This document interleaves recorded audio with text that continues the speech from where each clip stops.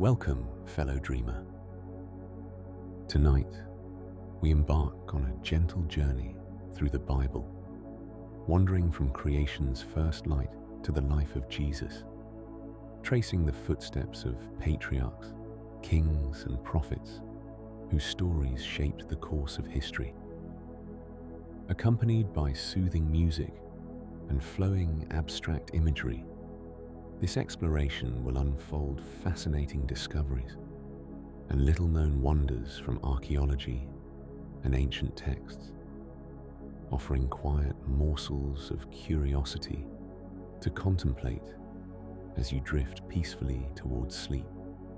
So take a deep breath, settle into your most comfortable position, and allow your mind and eyes to rest.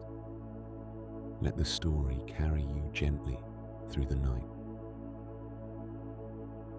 In the beginning, three of the most powerful words ever written. They open the book of Genesis, and with them, one of the most influential texts in human history begins its grand narrative.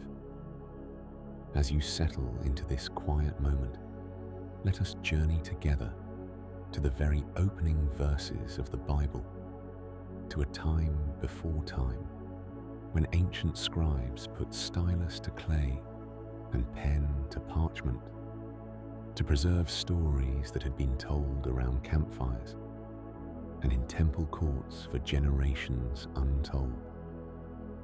The opening chapter of Genesis presents us with a carefully structured account of creation that unfolds over 7 days. This is not hurried prose. Rather, it moves with a measured, almost rhythmic cadence that scholars have long recognized as poetry. Each day follows a pattern.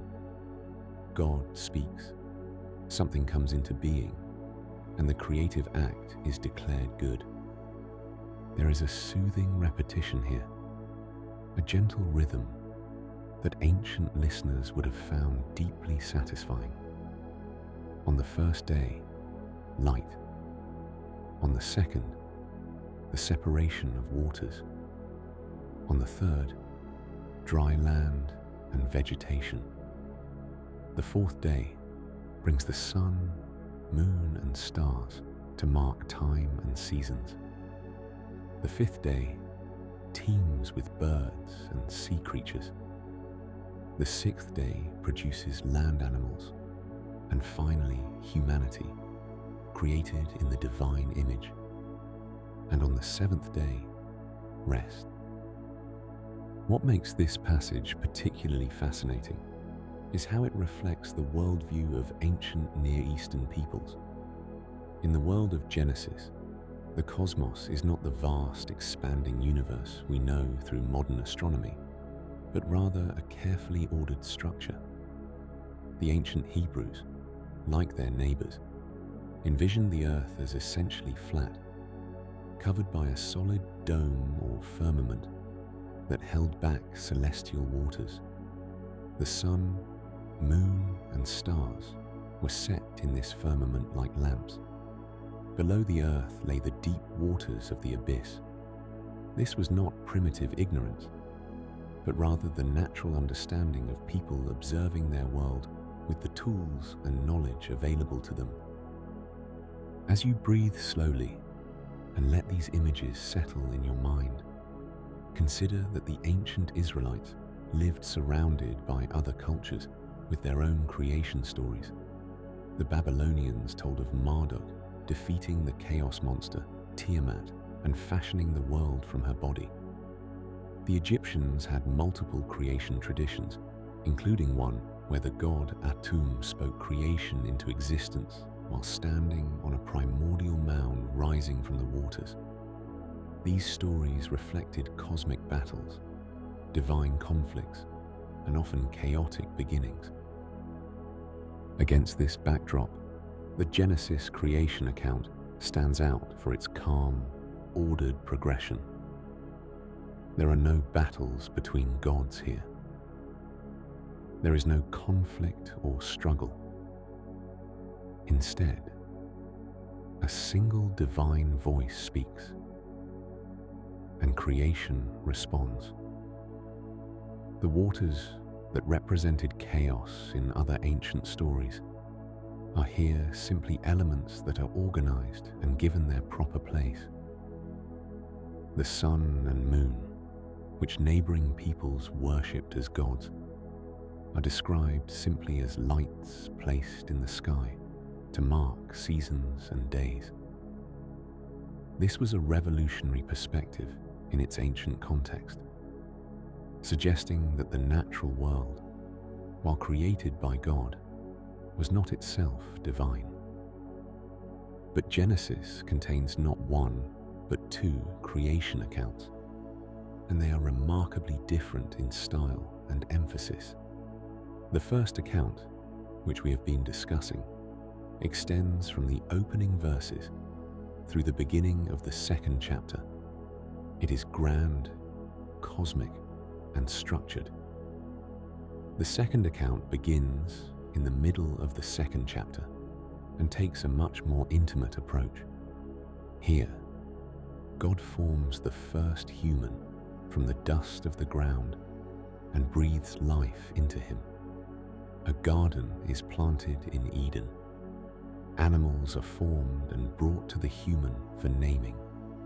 From the human side, a companion is created. This second narrative has an earthier, more tactile quality. We can almost feel the dust and sense the breath.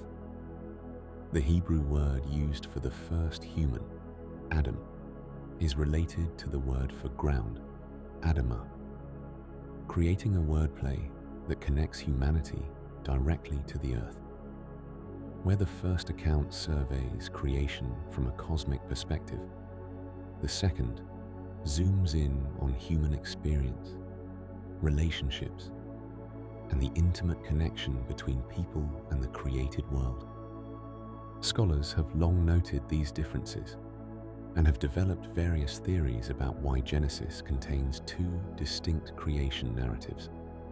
Some suggest they come from different literary traditions that were woven together by later editors. The first account is often associated with what scholars call the priestly source, recognizing its structured, almost liturgical style and its concern with order and categorization. The second account is often attributed to what is called the Yahwist source, named for its use of the divine name Yahweh, and characterized by its vivid, anthropomorphic descriptions. These texts were not composed in a vacuum, but emerged from a living community that treasured them, memorized them, and eventually committed them to writing. In the ancient world, literacy was not widespread. Most people encountered these stories through hearing them recited, likely in worship settings or community gatherings. The repetitive structure of the first creation account would have made it easier to remember and recite. The vivid imagery of the second would have captured the imagination and made the story memorable. The preservation and transmission of these texts through generations represents a remarkable achievement. In the dry climate of the ancient Near East, texts written on papyrus or parchment could survive for centuries when properly stored. Later, during the Persian and Hellenistic periods, scribes carefully copied these texts, and evidence from the Dead Sea Scrolls shows us that by the time of Jesus, the text of Genesis had been transmitted with remarkable consistency. As your breathing slows and your mind begins to drift towards sleep, picture those ancient scribes bent over their work, carefully forming each letter, preserving words that had been passed down through their ancestors. They saw themselves not as creating something new, but as faithfully transmitting something precious and old, stories that explain their origins and their relationship to the divine. These opening chapters of Genesis would go on to shape not only Jewish tradition, but also Christianity and Islam. They would influence art, literature, philosophy, and science for thousands of years. People would debate their meaning, draw inspiration from them, and wrestle with how to understand them in changing contexts. But at their heart, they remain what they were when first composed.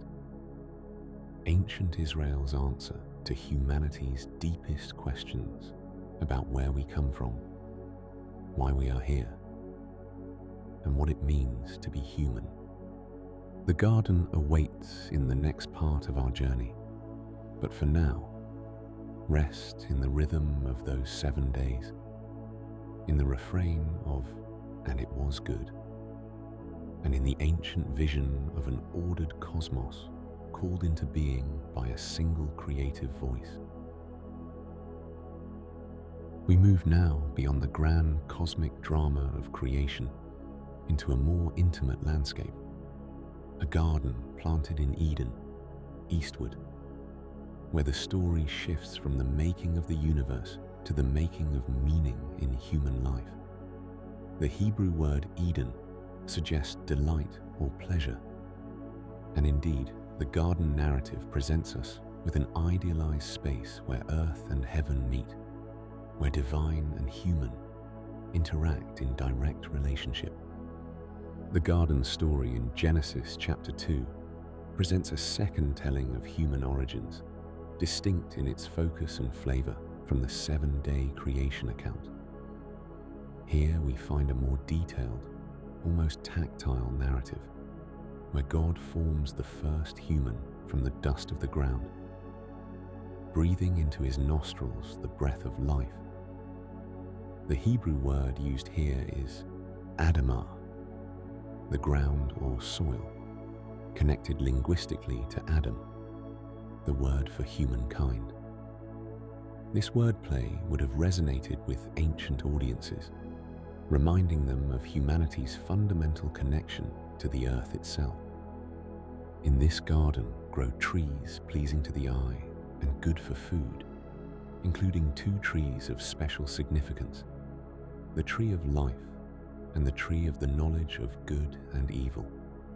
Scholars have long explored what these symbolic trees meant to ancient readers. The tree of knowledge, in particular, seems to represent not merely information, but wisdom, discernment, perhaps even the burden of moral consciousness that separates human existence from this simple animal awareness. Ancient Near Eastern literature contains various references to sacred trees and divine wisdom, suggesting that these symbols would have carried rich associations for the story's earliest audiences. The garden contains 4 rivers, including the Tigris and Euphrates, placing this mythic geography somewhere in relationship to Mesopotamia, the cradle of ancient civilization. Yet the exact location remains deliberately unclear, as if the text invites us to understand Eden not primarily as a historical place on a map, but as a conceptual space representing harmony between creator and creation, between humans and their environment. Into this garden setting, the narrative introduces the first human relationship. The text describes how none of the animals proves a suitable companion for the human, leading to the creation of woman from the man's side. Ancient Hebrew uses a beautiful word pair here, Ish for man and Isha for woman, emphasizing their essential connection and equality. The text presents this first relationship with a sense of completeness, of mutual recognition, captured in the man's poetic exclamation upon seeing his counterpart. Then comes the pivotal moment that has captivated readers for millennia. A serpent, described as crafty or shrewd, engages the woman in conversation, about the forbidden tree. Ancient audiences would have recognized the serpent as a common symbol in Near Eastern iconography, sometimes associated with wisdom, sometimes with chaos. The serpent's question plants doubt about the divine instruction, suggesting that eating from the tree would bring godlike knowledge rather than the promised consequence. The humans eat the fruit, and their eyes are opened, though not quite as the serpent suggested.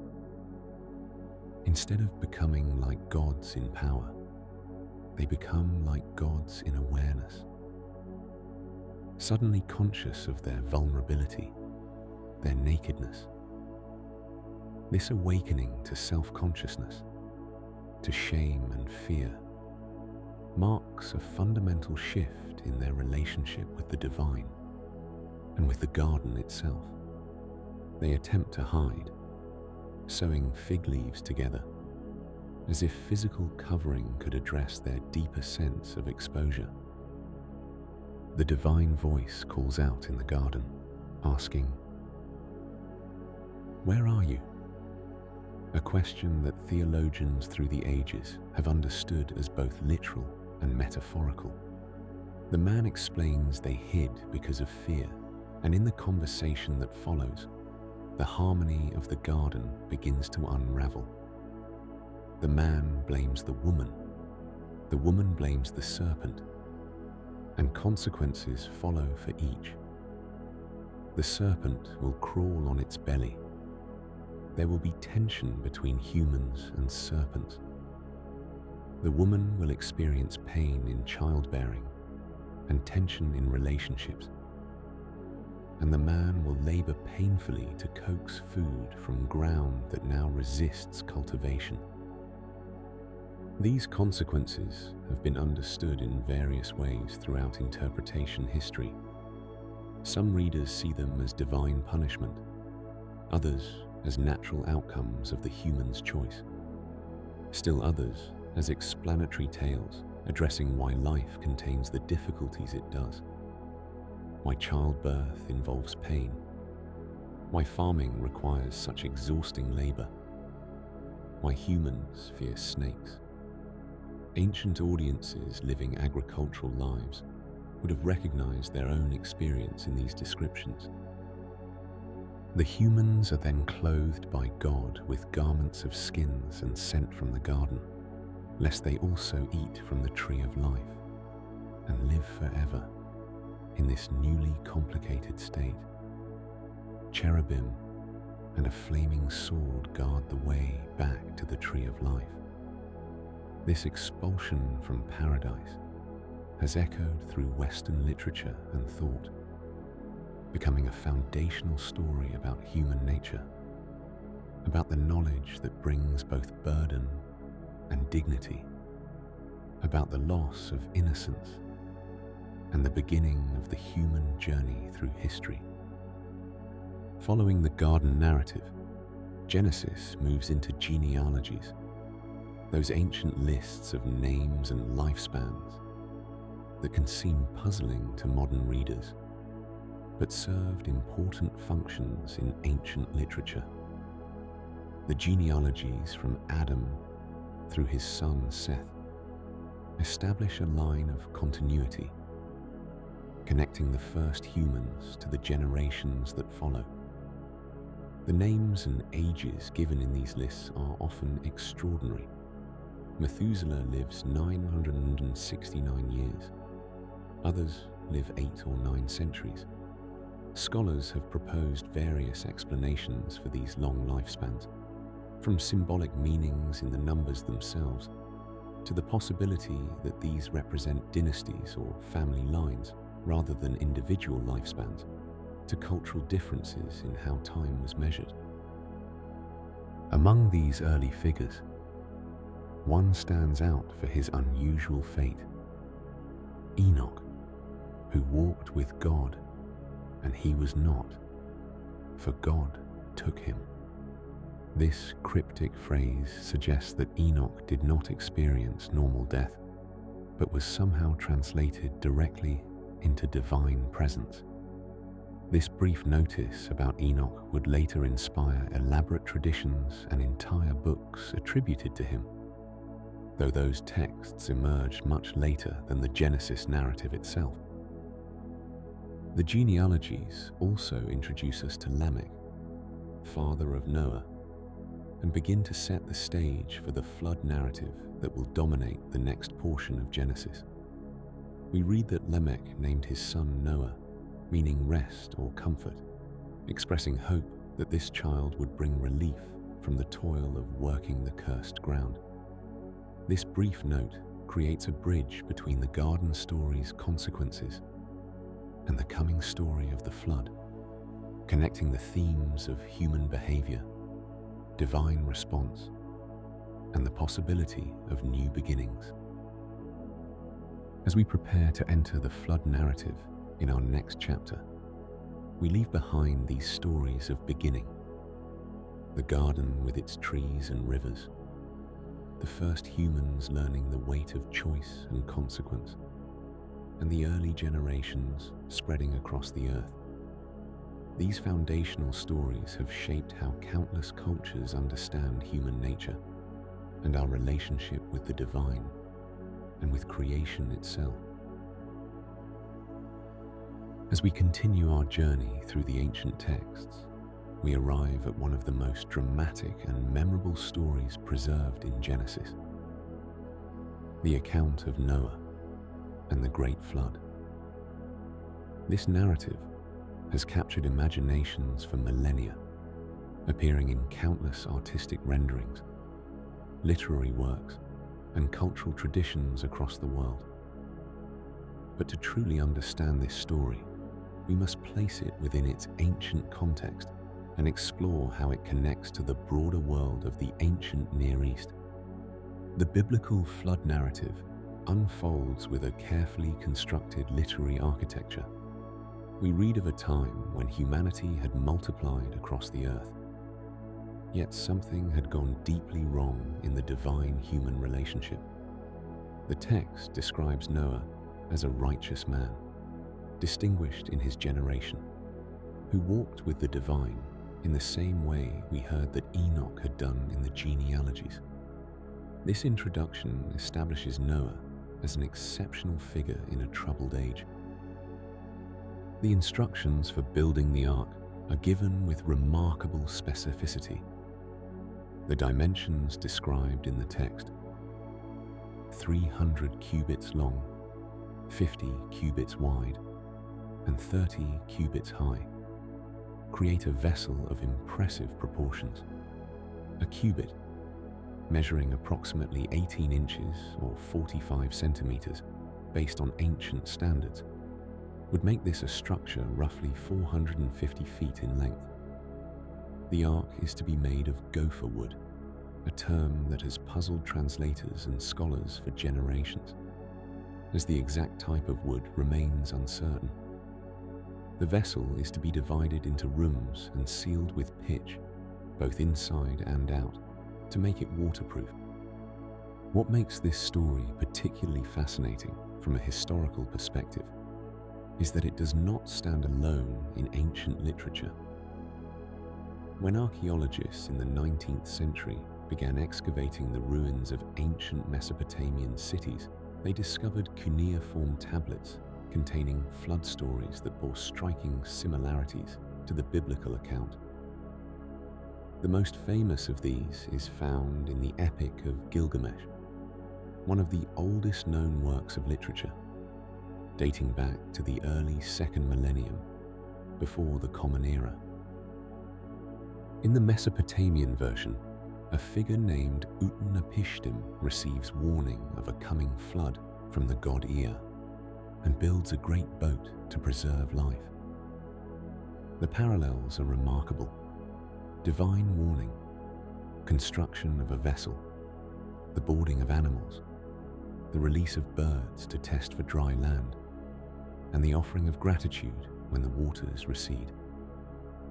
Yet significant differences exist in details, theological perspective, and narrative purpose.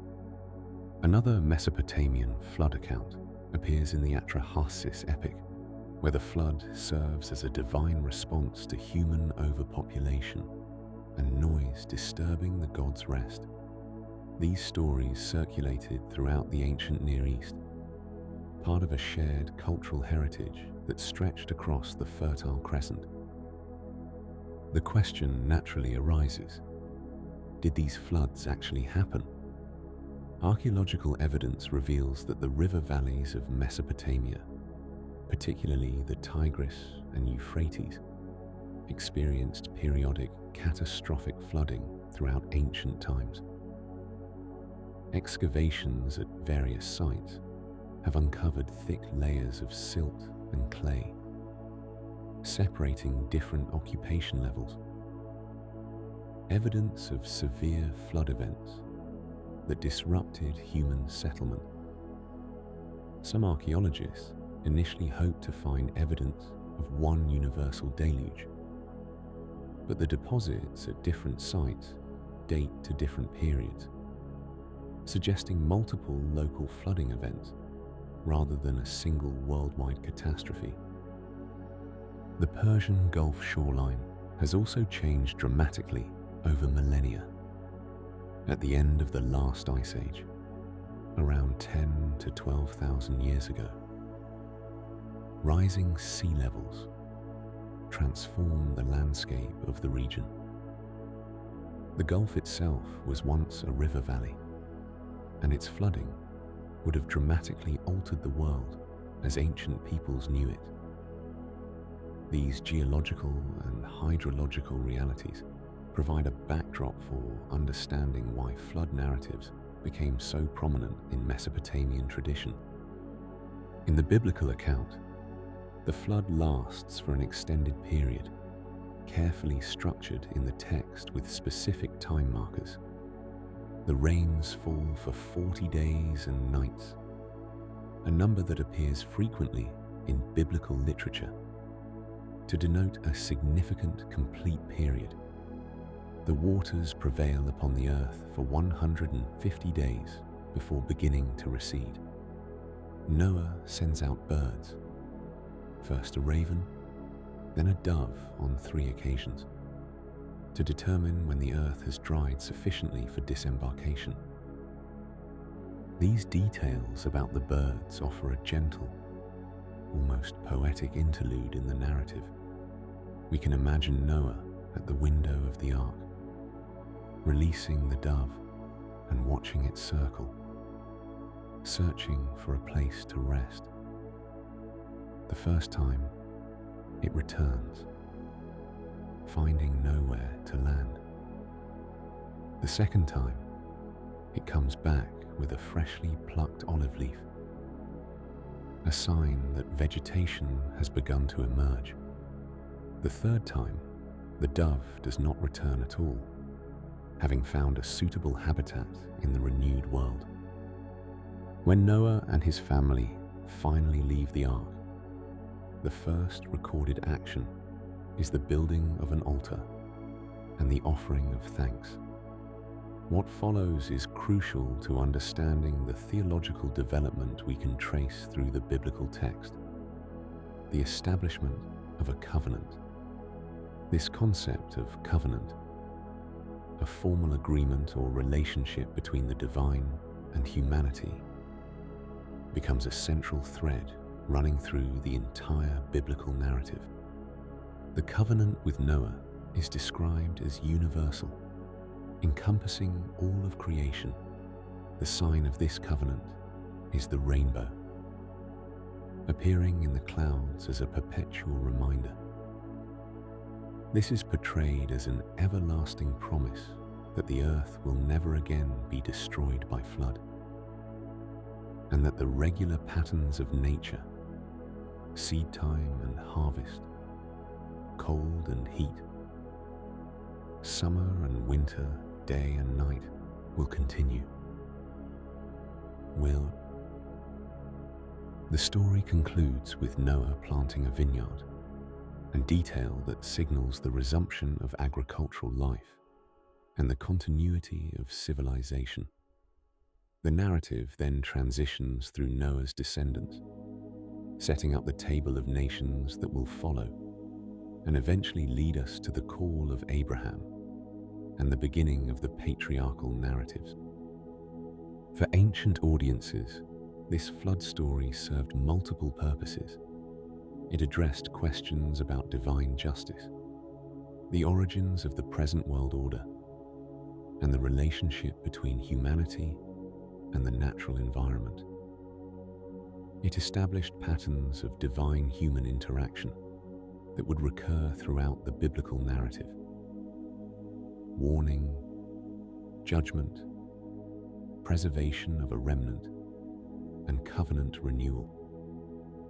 The story's enduring power lies not merely in its dramatic elements, but in its exploration of fundamental questions about human existence, our responsibilities to one another and to the world we inhabit, and the possibility of new beginnings after catastrophe. As we prepare to move forward to the stories of the patriarchs, we carry with us this theme of covenant, which will deepen and develop as our journey continues. The waters have receded, the covenant rainbow has appeared in the sky, and now our journey through the biblical narrative brings us to a new beginning, one that focuses not on all of humanity, but on a single individual who would become the father of nations. As we settle into this next phase of the story, we find ourselves in the ancient world of the early second millennium before the Common Era, a time when great civilizations flourished along river valleys and trade routes connected distant peoples. Our story now centers on a man named Abram, later to be called Abraham, who lived in the city of Ur. This was no small village, but a magnificent urban center in southern Mesopotamia, in the land the ancients called Sumer. Archaeological excavations at the site of Ur, located in present-day Iraq, have revealed a sophisticated city with impressive temples, including the famous ziggurat dedicated to the moon god Nana. The city flourished during what scholars call the Ur-The period, and later during the time when various city-states competed for power across the fertile plains between the Tigris and Euphrates rivers. The biblical text tells us that Abram received a call to leave this comfortable urban setting, to depart from his father's household and journey to a land that would be shown to him. This calling came with remarkable promises, that his descendants would become a great nation, that his name would be renowned, and that through him all the families of the earth would find blessing. It was an invitation that required tremendous faith, asking Abram to abandon the known for the unknown, to trade urban security for the uncertainties of migration. The journey took Abram, along with his wife Sarai and his nephew Lot, northward first to Haran, another significant city in Upper Mesopotamia, in what is now the southeastern Turkey.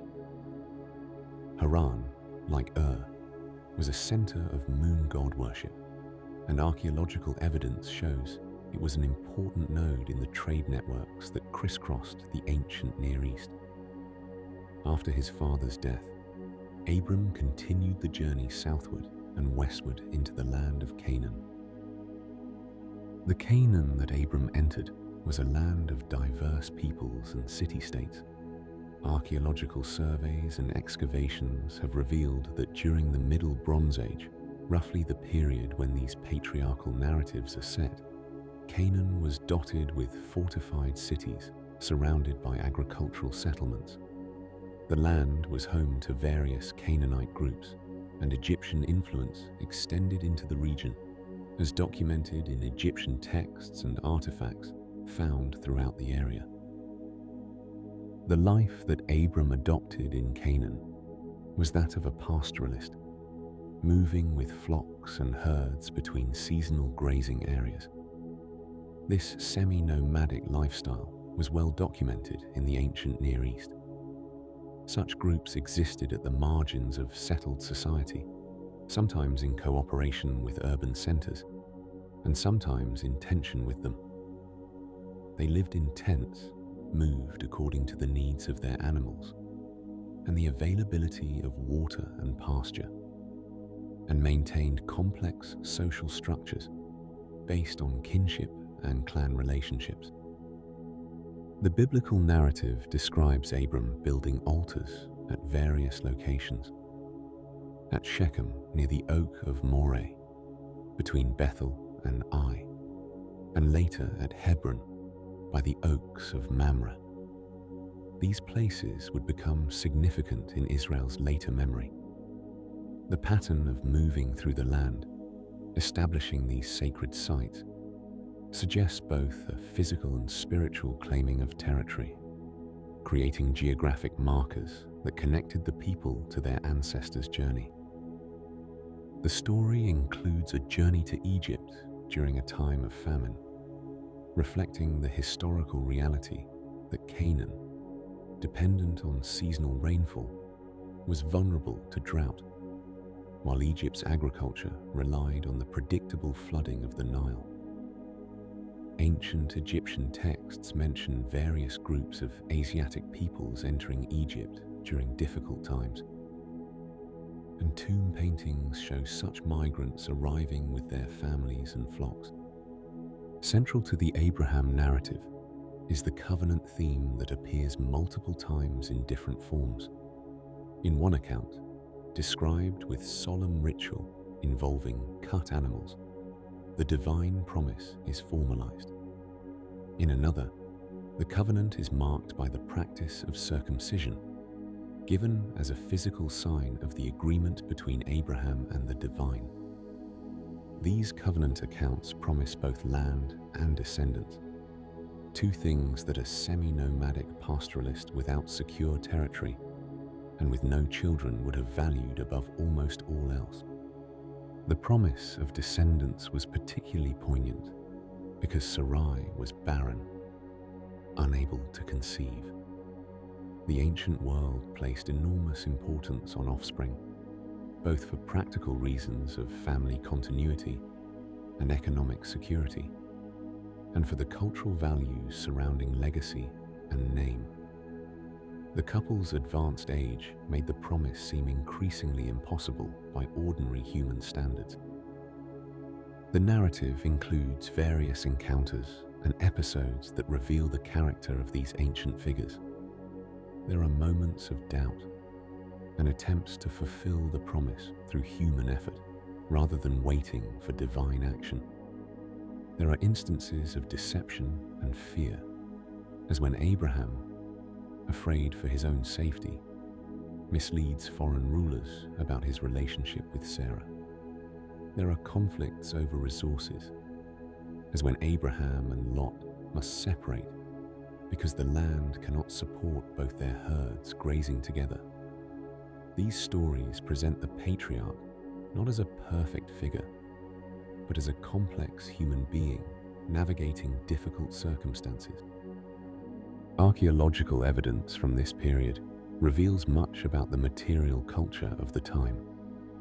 Excavations at sites throughout Canaan have uncovered pottery styles, architectural remains, and burial practices from the Middle Bronze Age. Trade goods from distant regions, Mesopotamian cylinder seals, Egyptian scarabs, and luxury items from across the ancient world testify to the interconnected nature of this ancient society.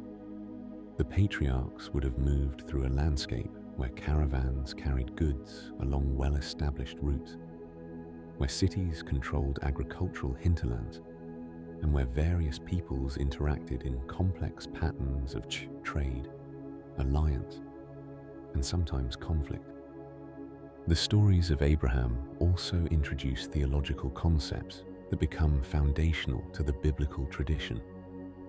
The idea of faith, of trusting in promises that seem impossible, becomes a defining characteristic. The notion of a special covenant relationship between a people and the divine, marked by mutual commitments and obligations, begins to take shape. The tension between the promise and its fulfillment, between what is hoped for and what is currently experienced, creates a narrative dynamic that continues throughout the biblical story. As we rest here in this part of the journey, we have met the figure who stands at the beginning of Israel's ancestral traditions. We have walked with him from sophisticated Ur to the hills and valleys of Canaan. We have seen him navigate between urban centers and pastoral landscapes, building altars and receiving promises. The story that began with all creation and all humanity has now focused on one family. Yet the promise remains universal, that through this particular lineage, blessing will somehow extend to all peoples. The journey continues, and the promises await their fulfillment through generations yet to come. The promise given to Abraham now passes to the next generation, and we find ourselves in the quiet rhythms of pastoral life, where family stories unfold beneath the same stars that guided Abraham from Ur.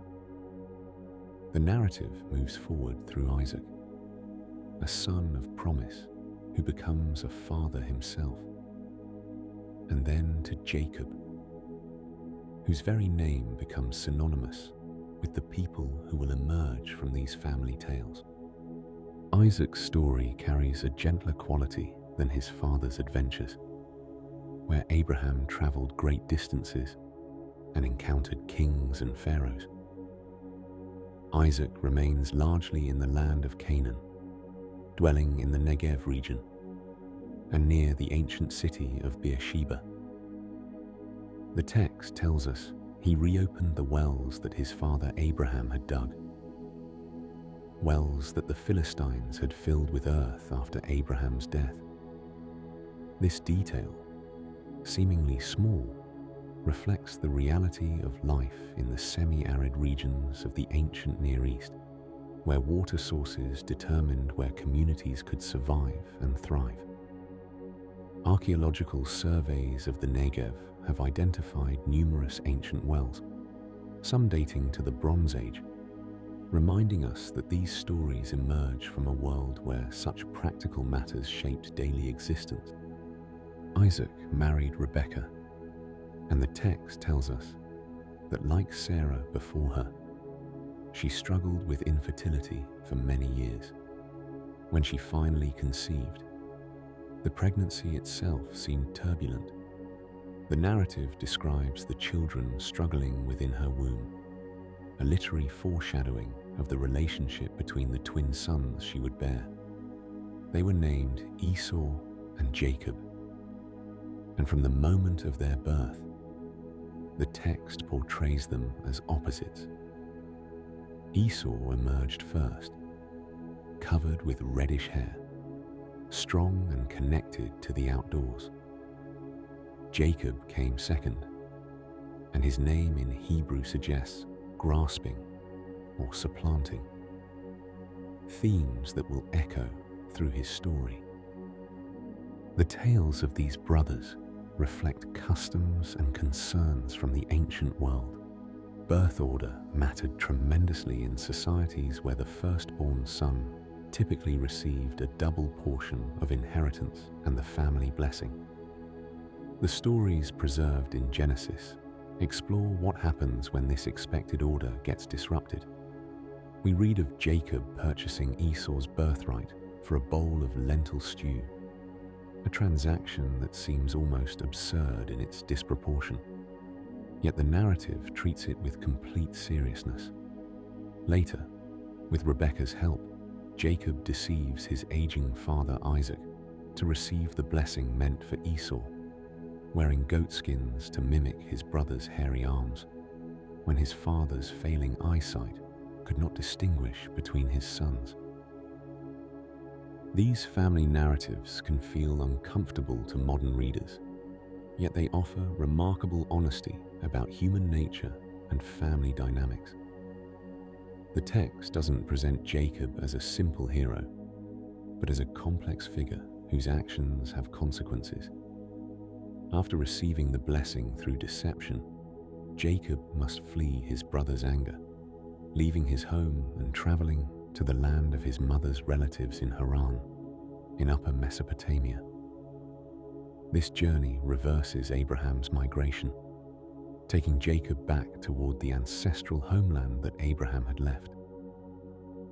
Along the way, sleeping in the open country with a stone for a pillow, Jacob experiences a dream that becomes one of the memorable visions in the biblical narrative. He sees a ladder or stairway reaching from earth to heaven, with divine messengers ascending and descending upon it. In this dream, he receives his own confirmation of the covenant promises given to Abraham and Isaac. When he awakens, Jacob marks the place with the stone he used as a pillow, pouring oil on it and naming the site Bethel, meaning house of the divine. Archaeological excavations at the site identified with Bethel, located about 12 miles north of Jerusalem, have revealed occupation layers extending back to the Bronze Age, though connecting any specific remains to these narrative events remains speculative. In Haran, Jacob encounters his uncle Laban and falls in love with Rachel, Laban's younger daughter. The negotiation of marriage arrangements becomes another story of deception, as Laban tricks Jacob into first marrying Leah, the older daughter, before allowing him to marry Rachel as well. Jacob, who deceived his own father, now finds himself deceived.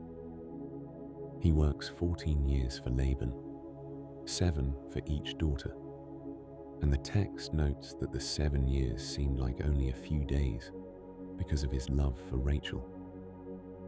It's a surprisingly tender observation within narratives often focused on covenants and promises. The household that develops includes Leah, Rachel, and their 2 maidservants, Bilhah and Zilpah, all of whom bear children to Jacob. This family structure reflects practices known from ancient Near Eastern texts, where childless wives might offer maidservants to their husbands to provide offspring. The narrative describes considerable rivalry between Leah and Rachel, competition over bearing children and securing their husband's affection. From these complex family relationships emerge 12 sons and at least 1 daughter named Dinah. These 12 sons become significant in the biblical narrative as the ancestors of the 12 tribes of Israel. Their names appear repeatedly throughout Scripture: Reuben, Simeon, Levi, Judah, Dan, Naphtali, Gad, Asher, Issachar, Zebulun, Joseph, and Benjamin. Each name carries meaning in Hebrew, often connected to the circumstances of birth or the mother's emotional state as described in the text. The narratives preserve memories of tribal origins and relationships, explaining through family stories what later existed as a confederation of related tribal groups. After many years, Jacob decides to return to Canaan with his large household, flocks, and herds. The journey back includes another pivotal moment in Jacob's story. Alone at night near the Jabbok River, the text describes Jacob wrestling with a mysterious figure until daybreak. This encounter, physical yet also clearly significant beyond the merely physical, ends with Jacob receiving a new name, Israel, interpreted in the text as meaning one who struggles with the divine. This name becomes the name of the people who descend from him, and the incident explains why. The text notes, Israelites do not eat a certain part of an animal's thigh, a dietary custom the narrative connects to Jacob's injury during this nighttime struggle. The reunion between Jacob and Esau, so long delayed and feared, turns out peacefully. The brothers embrace, and Esau's anger has apparently dissolved with time. They go their separate ways, and Jacob settles near Shechem, an important city in the central hill country of Canaan. He purchases land there, the text carefully noting this transaction, establishing a foothold in the promised land through both promise and purchase. These family narratives work on multiple levels. They tell individual stories about particular people with their flaws and virtues, their struggles and triumphs. Simultaneously, they explain the origins of the people called Israel, embedding within family relationships the future geography and political relationships of tribal territories. They explore themes of divine purpose working through imperfect human actions, of promises passing through generations, of identity emerging from complicated family dynamics. As Jacob settles in Canaan with his 12 sons, the stage is set for the next generation's story, one that will take the family to Egypt and set in motion the events that lead eventually to Exodus and return. The story now turns to Joseph, the 11th son of Jacob, whose life would bridge two worlds and two cultures. His journey would take him from the pastoral hills of Canaan to the grand corridors of Egyptian power, setting in motion events that would shape the destiny of his entire family. Joseph's story begins with dreams and favoritism. Jacob, remembering his beloved wife Rachel, showed particular affection for her firstborn son. The famous coat, described in the ancient texts with a Hebrew phrase that suggests either many colors or long sleeves, became a symbol of this preferential treatment. Such a garment would have marked Joseph as someone set apart from manual labor, a distinction that his brothers, who spent their days tending flocks under the hot sun, could hardly have missed. The dreams that Joseph shared with his family only deepened the divide. In these visions, sheaves of grain bowed down to his sheaf, and the sun, moon, and stars made obeisance to him.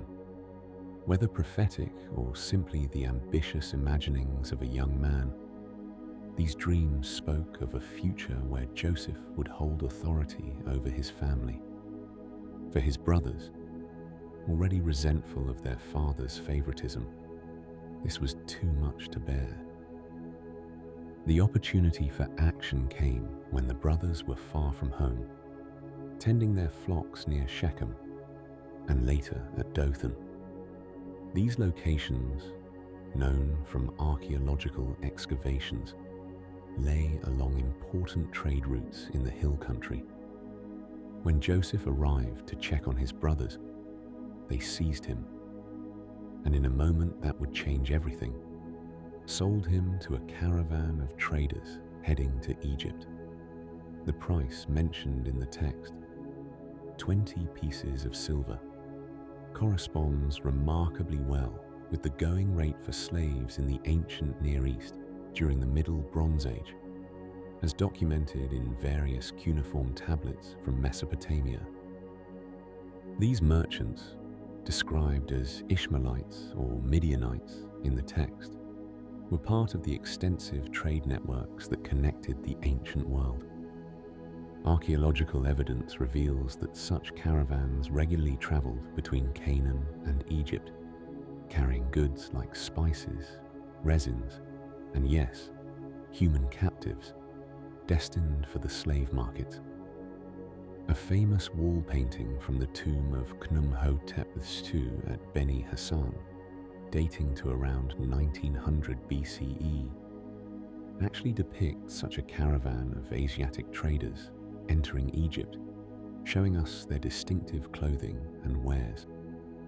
Joseph's arrival in Egypt placed him in one of the ancient world's most sophisticated civilizations. Egypt during this period was a land of remarkable stability and cultural achievement.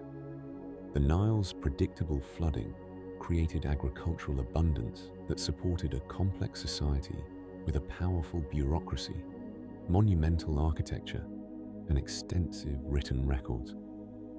Egyptian hieroglyphic and hieratic texts from various periods mention Asiatic slaves and servants, showing that Joseph's presence would not have been unusual. The biblical narrative tells us Joseph was purchased by Potiphar, an official described as the captain of the guard. The Egyptian title behind this phrase appears in the text as a Hebrew transliteration of Egyptian words, one of several linguistic details that suggest the story's author had knowledge of Egyptian culture and language. Joseph's rise within Potiphar's household demonstrates something we see confirmed in Egyptian records. Foreigners could indeed advance in Egyptian society, sometimes reaching positions of considerable authority. The story takes a difficult turn with false accusations and imprisonment, but even in confinement, the narrative shows Joseph's administrative abilities gaining recognition. Egyptian prisons of this era often held not just common criminals, but also royal officials who had fallen from favor. The text's mention of the chief cupbearer and chief baker reflects genuine Egyptian court positions, officials who would have been part of the pharaoh's inner circle.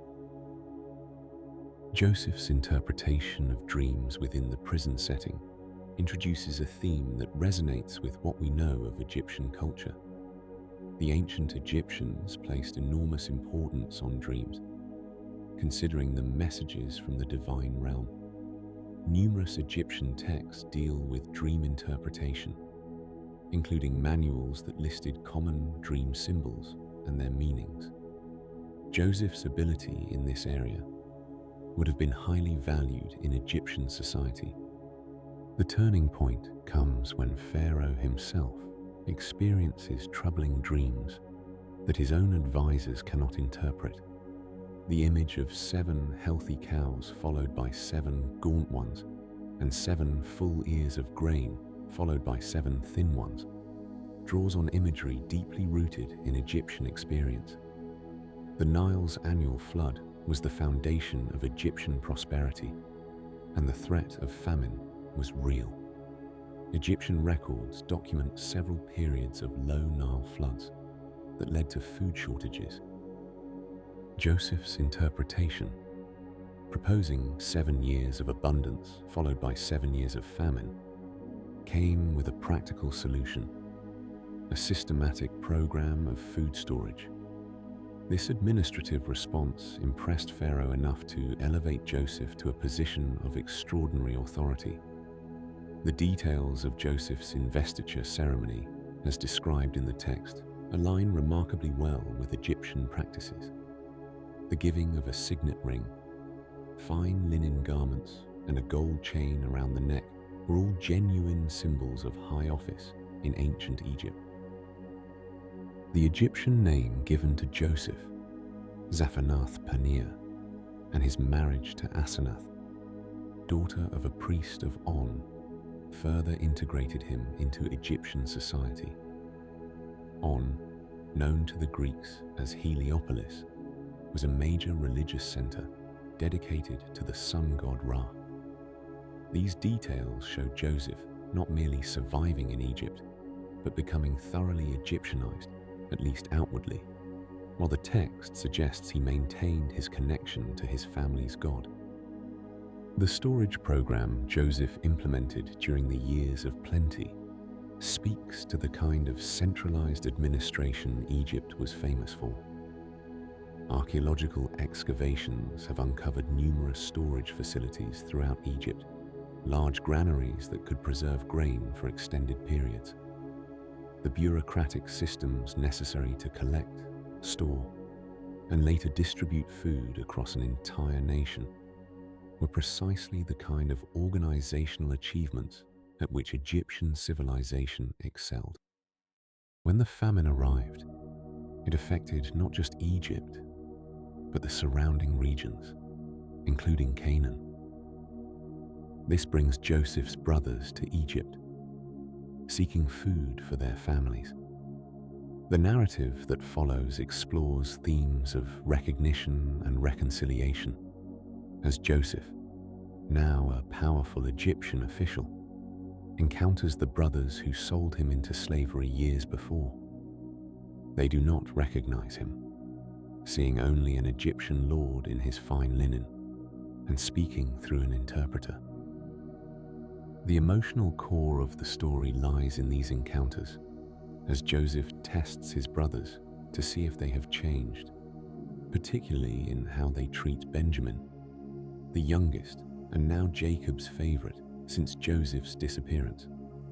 The silver cup hidden in Benjamin's grain sack, the brothers return to Egypt, and Judah's impassioned plea on Benjamin's behalf create a narrative tension that builds toward revelation.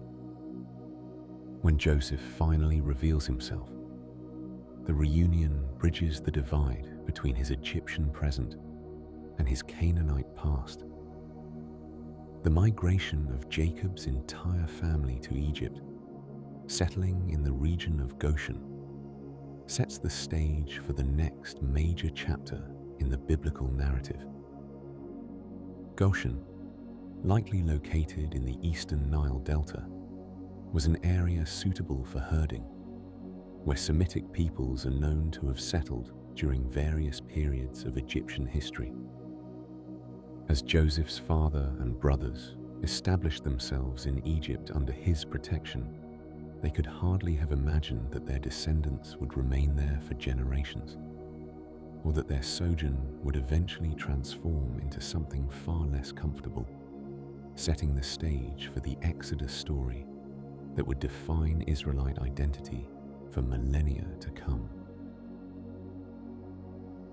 The story now turns to one of the most recognizable figures in biblical narrative, a man whose life bridged two worlds and whose encounter with the divine would set in motion events that echoed through millennia.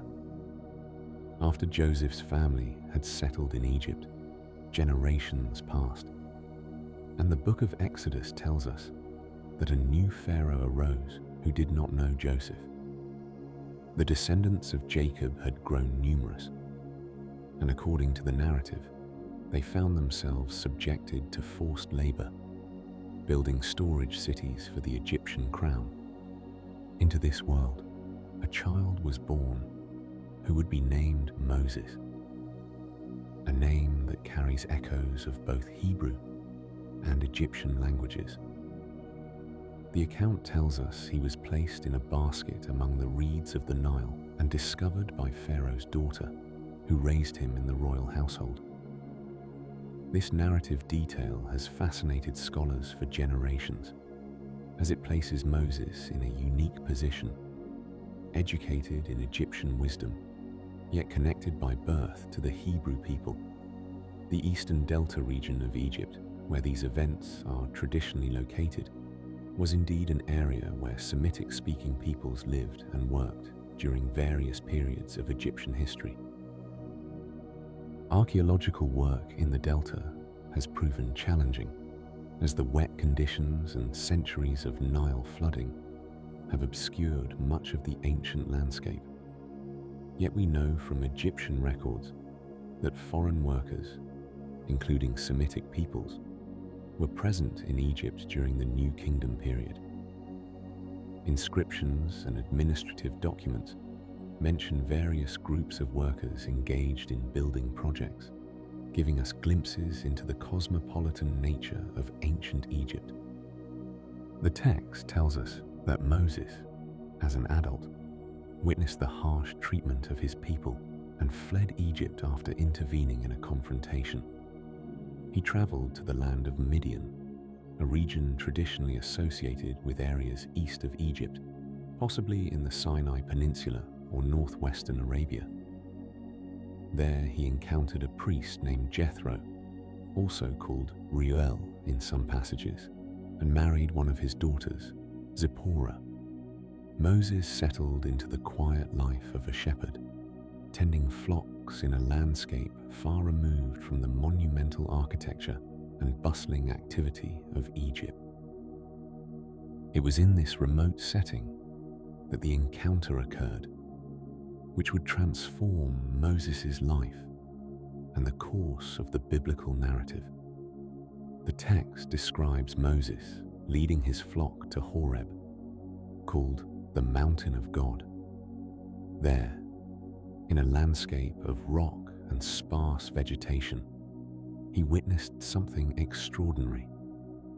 A bush that appeared to be burning, yet was not consumed by the flames. As Moses approached to investigate this curious sight, he heard a voice calling his name, instructing him to remove his sandals because he stood on holy ground.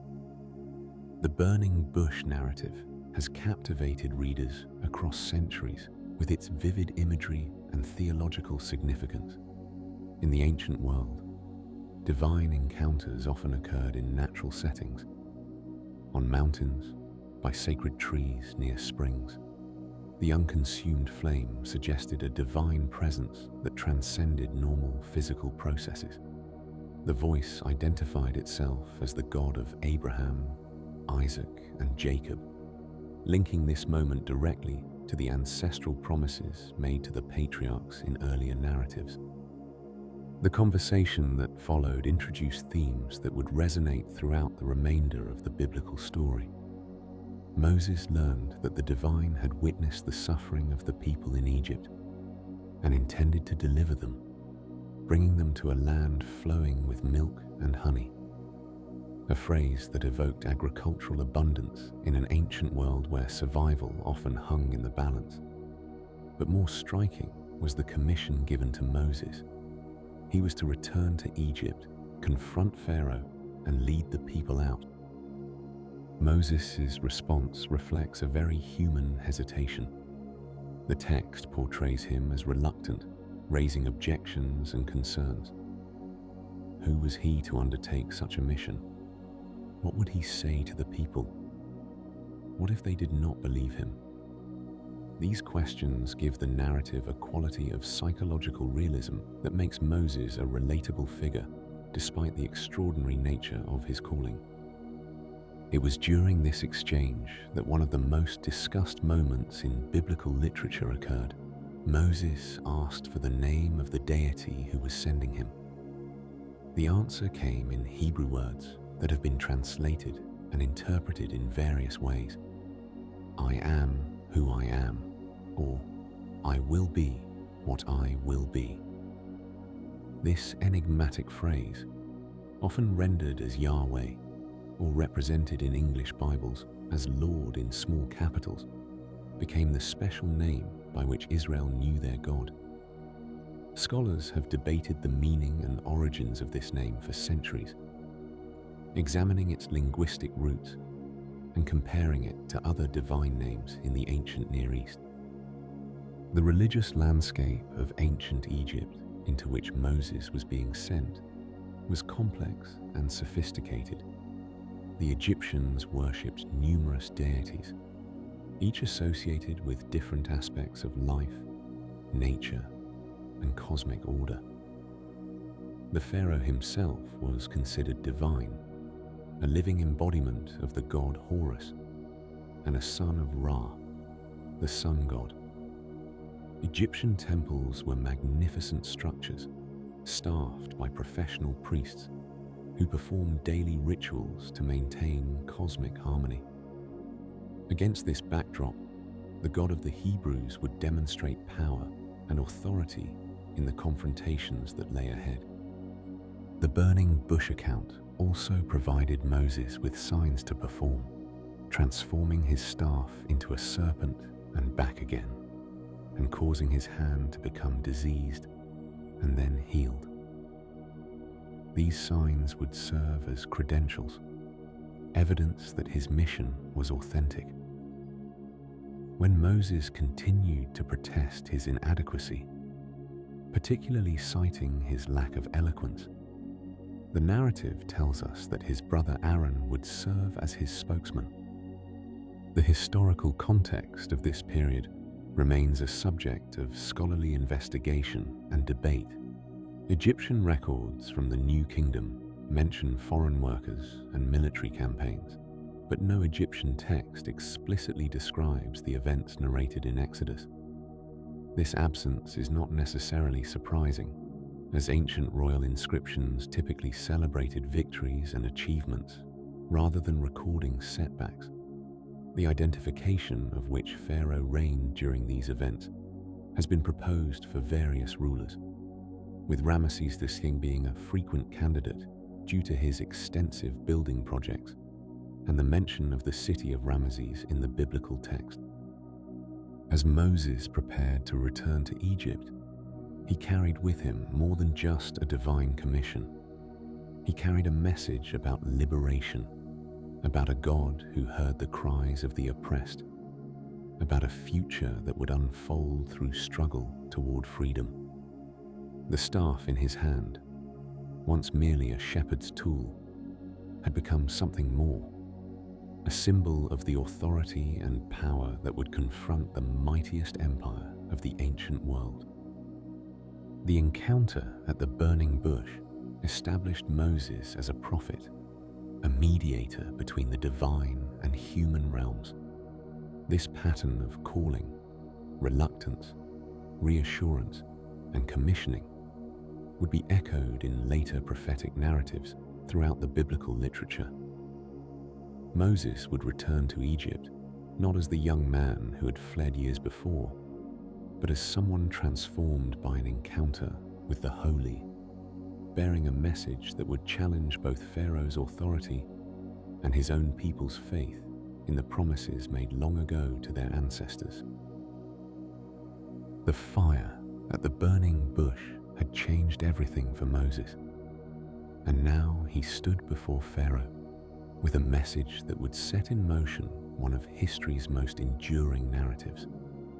The Exodus story, as it has come down to us through millennia, describes a journey from bondage to freedom, from the settled lands of Egypt through the wilderness toward a promised destination.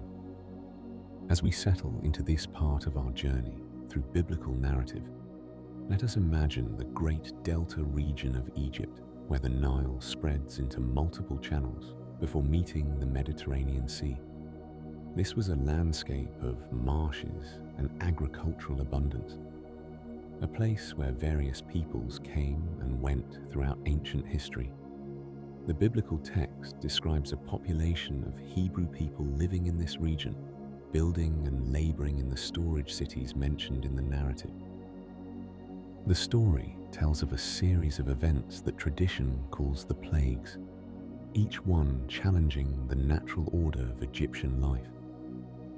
Waters turning to blood, frogs emerging from the Nile, gnats and flies, diseases affecting livestock, boils, hail, locusts, and finally darkness covering the land. Modern readers have long pondered these accounts, some suggesting natural phenomena that might cascade one into another, others focusing on the literary structure and symbolic meaning these signs held in ancient storytelling. What remains fascinating is how each plague in the narrative relates to aspects of Egyptian religion and cosmic order. The Nile itself was sacred, connected to the god Hapi. Frogs were associated with Heket, a goddess of fertility. The sun god Ra reigned supreme in the Egyptian pantheon, making the darkness that could be felt particularly significant in the story's theological framework. Whether understood as historical events literary devices, or theological statements, these elements crafted a powerful narrative about divine power confronting earthly authority. The final plague described in the text leads to the Passover, an observance that would become central to Jewish religious life for thousands of years. The instructions given in Exodus for this commemoration are detailed and specific, creating a ritual meal that connects memory with present observance. The night of the first Passover in the biblical account marks the turning point, the moment when Pharaoh finally releases the Hebrew people to depart. And so begins the journey itself, the Exodus from Egypt. The route described in the biblical text has been the subject of extensive discussion among scholars and archaeologists. The traditional assumption placed Mount Sinai in the southern part of the Sinai Peninsula, where St. Catherine's Monastery stands today at the foot of Jebel Musa. However, the biblical text itself provides geographical markers that have led researchers to propose various routes and locations. Some scholars have suggested a northern route along the Mediterranean coast, following the ancient Way of Horus, though the text specifically mentions avoiding the Way of the Philistines. Others propose a central route through the Sinai Peninsula, while still others have looked to locations in northwestern Saudi Arabia, or even regions closer to the Nile Delta. The truth is, we cannot know with certainty the geographical path described in these ancient texts. What we can explore is the archaeological conversation surrounding the Exodus narrative itself during the late 19th and early 20th centuries. Many archaeologists approach the biblical text expecting to find direct material evidence for the events described.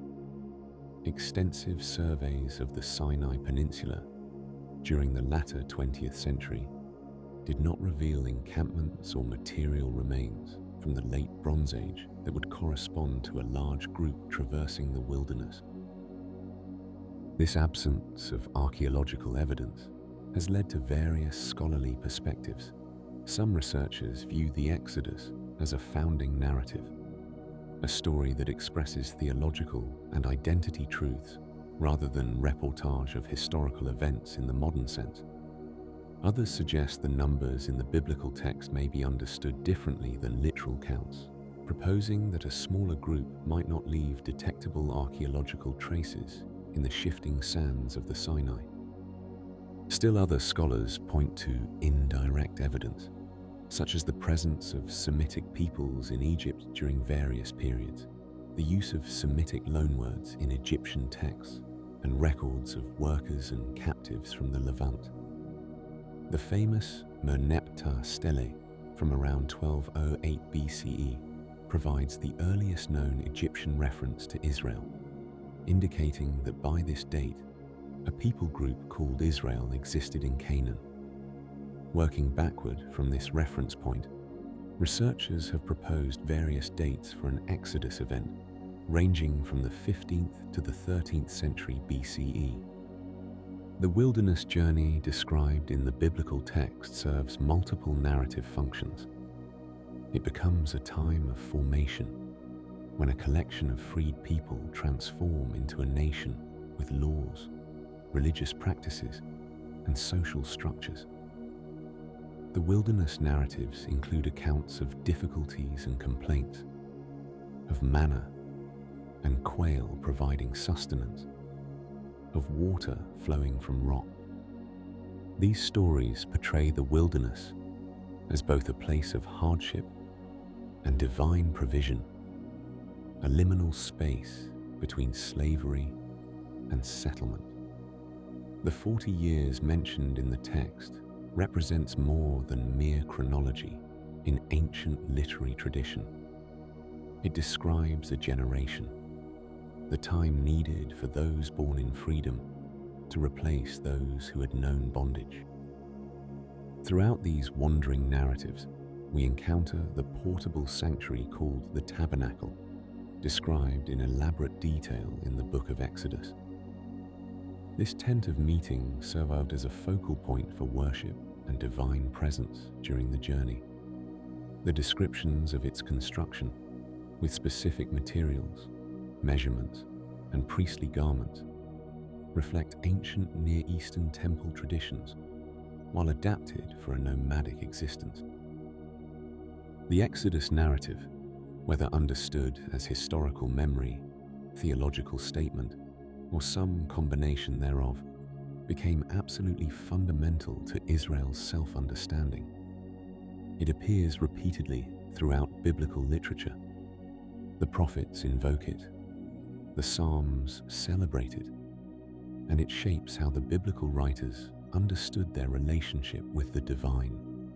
This story of liberation from oppression became a template for understanding redemption, a pattern that would echo through religious thought for millennia to come. As we imagine this journey through wilderness landscapes, under endless skies scattered with more stars than we can see from our modern cities, we recognize how this narrative has traveled through time. It has crossed deserts of its own, moving from oral telling to written text, from ancient scrolls to printed books to digital screens, carrying with it questions about freedom, identity, and the journey from bondage toward promise.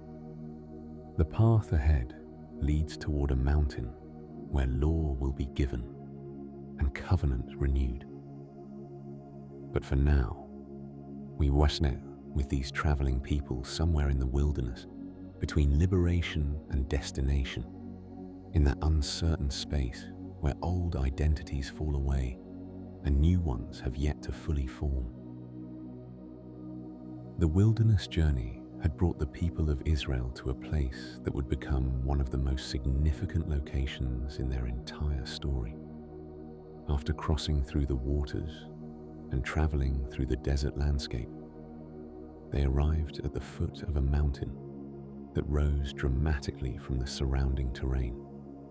This was the mountain where Moses had first encountered the divine presence in the burning bush, and now the entire community gathered at its base, camping in the shadow of its rocky slopes.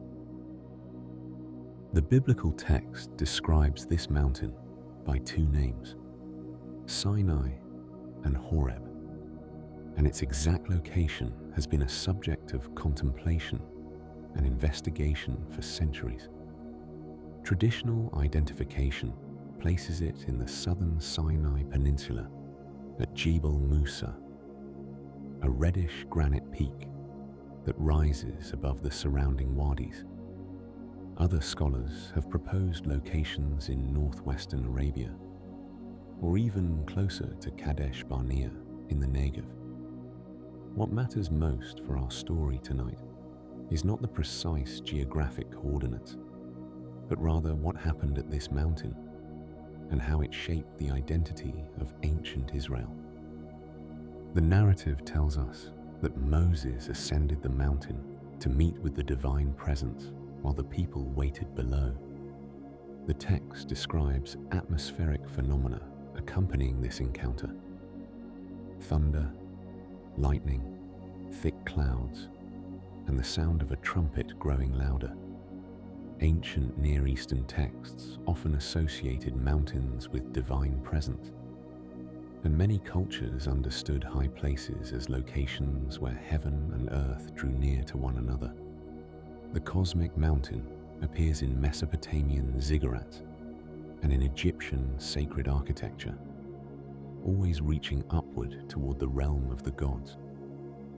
At this mountain, according to the biblical account, a covenant was established between the divine and the people of Israel. The word covenant, or berith in Hebrew, describes a formal agreement or treaty, and scholars have discovered that the structure of the covenant at Sinai bears remarkable similarities to ancient Near Eastern treaty forms, particularly those from the Hittite Empire of the Late Bronze Age. These ancient treaties typically followed a pattern.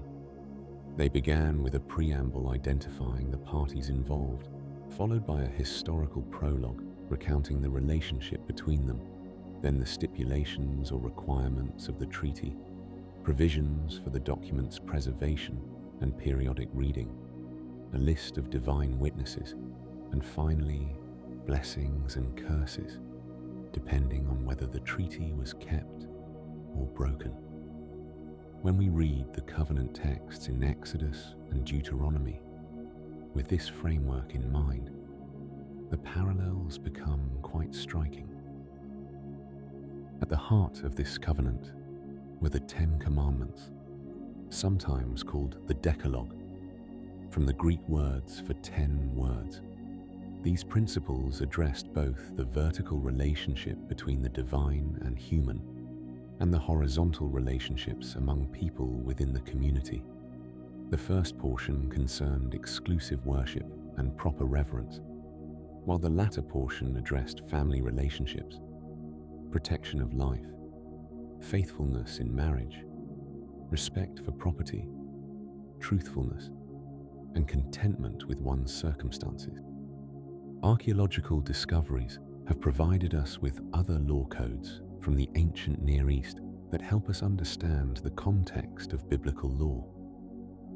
The Code of Hammurabi, inscribed on a black stone stele now housed in the Louvre, dates to around 1700 BCE and contains nearly 300 laws governing Babylonian society. The laws of Ishnuna and the code of the Sumerian king Ur-Nammu reach back even earlier. These ancient law collections reveal common concerns across Near Eastern cultures: fair commerce, protection of vulnerable members of society, appropriate consequences for harmful actions, and maintenance of social order. What distinguishes the biblical law codes is their theological framework. Rather than simply being royal decrees issued by a human king, these laws were understood as expressions of the divine character and will. They weren't merely practical regulations, but reflected a vision of how a community in relationship with the divine should organize itself. The motivation clauses attached to many of the laws are particularly interesting. They often appeal to Israel's own experience of vulnerability and liberation as reason for treating others with compassion. Beyond the 10 Commandments, the biblical text contains extensive additional legal material. Scholars have identified different collections within the broader legal corpus. The Covenant Code in Exodus, chapters 20 through 23, addresses various situations from agricultural life to personal injury to religious festivals. The Holiness Code in Leviticus emphasizes ritual purity and ethical holiness. The Deuteronomic Code presents laws in the form of Moses' farewell addresses to the people before entering the Promised Land. These law collections weren't created all at once, but developed over time, reflecting different historical periods and social situations. They preserve ancient case law and customary practice alongside religious ritual requirements. Reading through them today, we glimpse the concerns of ancient agricultural communities: what to do when an ox gores someone, how to handle property boundaries when debts should be forgiven, how to celebrate harvest festivals, how to administer justice in city gates. The concept of the Sabbath, a weekly day of rest, appears prominently in this legal material. In a world where endless labor was the norm for most people, the idea that even servants and working animals should cease from labor one day each week was quite distinctive. The Sabbath year, when agricultural land would lie fallow and debts would be released, extended this principle across longer time cycles, while the Jubilee year described in Leviticus envisioned an even more comprehensive restoration every 50 years. Scholars have long discussed how these laws functioned in ancient Israelite society. Were they actually enforced as written? Or did they represent ideals toward which the community aspired?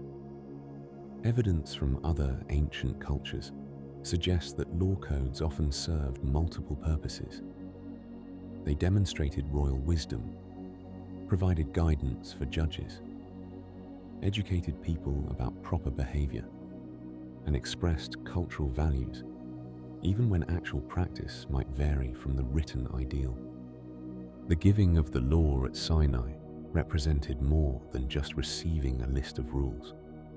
It marked the formation of Israel's identity as a distinct people bound together, not primarily by ethnicity or geography, but by commitment to a shared covenant. The mountain experience, with all its drama and solemnity, signaled that something momentous had occurred, a defining moment that would be remembered and recounted for generations to come. The narrative also describes the construction of a portable sanctuary, often called the tabernacle, which would accompany the people through their wilderness wanderings. This tent structure, with its courtyards and furnishings, provided a space where the divine presence could dwell among the people, moving with them wherever they journeyed. The detailed descriptions of its construction, with their soothing repetition and careful attention to materials and measurements, have lulled many readers into peaceful reflection over the centuries. As we rest tonight, we can picture that ancient community camped at the mountain's base, receiving the framework that would structure their common life, preparing to continue their journey toward the land they had been promised. The path from the mountain would lead them forward, carrying these words inscribed on stone tablets, bearing this covenant in their collective memory. The long journey through the wilderness had transformed a people. For 40 years, the generation that had known slavery in Egypt had wandered through the desert, and now their children stood at the edge of something new. Before them stretched the land of Canaan, a place of ancient cities and established cultures, a territory that would require them to shift from their nomadic existence to something entirely different. The book of Joshua opens with the Israelites camped east of the Jordan River, near Jericho. Moses had died on Mount Nebo, and leadership had passed to Joshua, whose name means "the Lord saves." The narrative describes the careful preparation for crossing the Jordan, with scouts sent ahead and provisions gathered. The crossing itself is described as miraculous, with the waters parting to allow the people to cross on dry ground, an echo of the Red Sea crossing that had begun their journey. Archaeological work in the regions the biblical text identifies as early Israelite territory reveals a fascinating picture of the late Bronze Age, roughly 1550 to 1200 BCE, and the transition into the Iron Age. This was a time of significant change throughout the Eastern Mediterranean world. The great powers that had dominated the region were weakening or collapsing. Egypt's control over Canaan was diminishing. Trade routes were disrupted. Many coastal cities were destroyed or abandoned in what scholars sometimes call the Bronze Age collapse. The biblical account describes the conquest of Canaan as a military campaign under Joshua's leadership, with famous stories including the walls of Jericho falling after the Israelites marched around them, and the sun standing still during a battle at Gibeon. These narratives have captured imaginations for millennia, their vivid imagery making them some of the most memorable passages in all of Scripture. When we turn to archaeology, however, we find a complex picture that doesn't always align neatly with the biblical narrative. Jericho has been extensively excavated, with work beginning in the early 20th century and continuing through multiple expeditions. The famous walls of Jericho do exist, but dating them precisely has proven challenging. The city appears to have been largely abandoned during much of the Late Bronze Age, the period when the biblical conquest is often placed. Similarly, Ai, whose name actually means the ruin, shows no evidence of occupation during this period, though it was an important city in earlier times. Other sites mentioned in the conquest narrative, such as Hazor in the north, do show evidence of destruction during the Late Bronze Age. Hazor was one of the largest cities in Canaan, and archaeological excavations have revealed massive destruction layers from this period.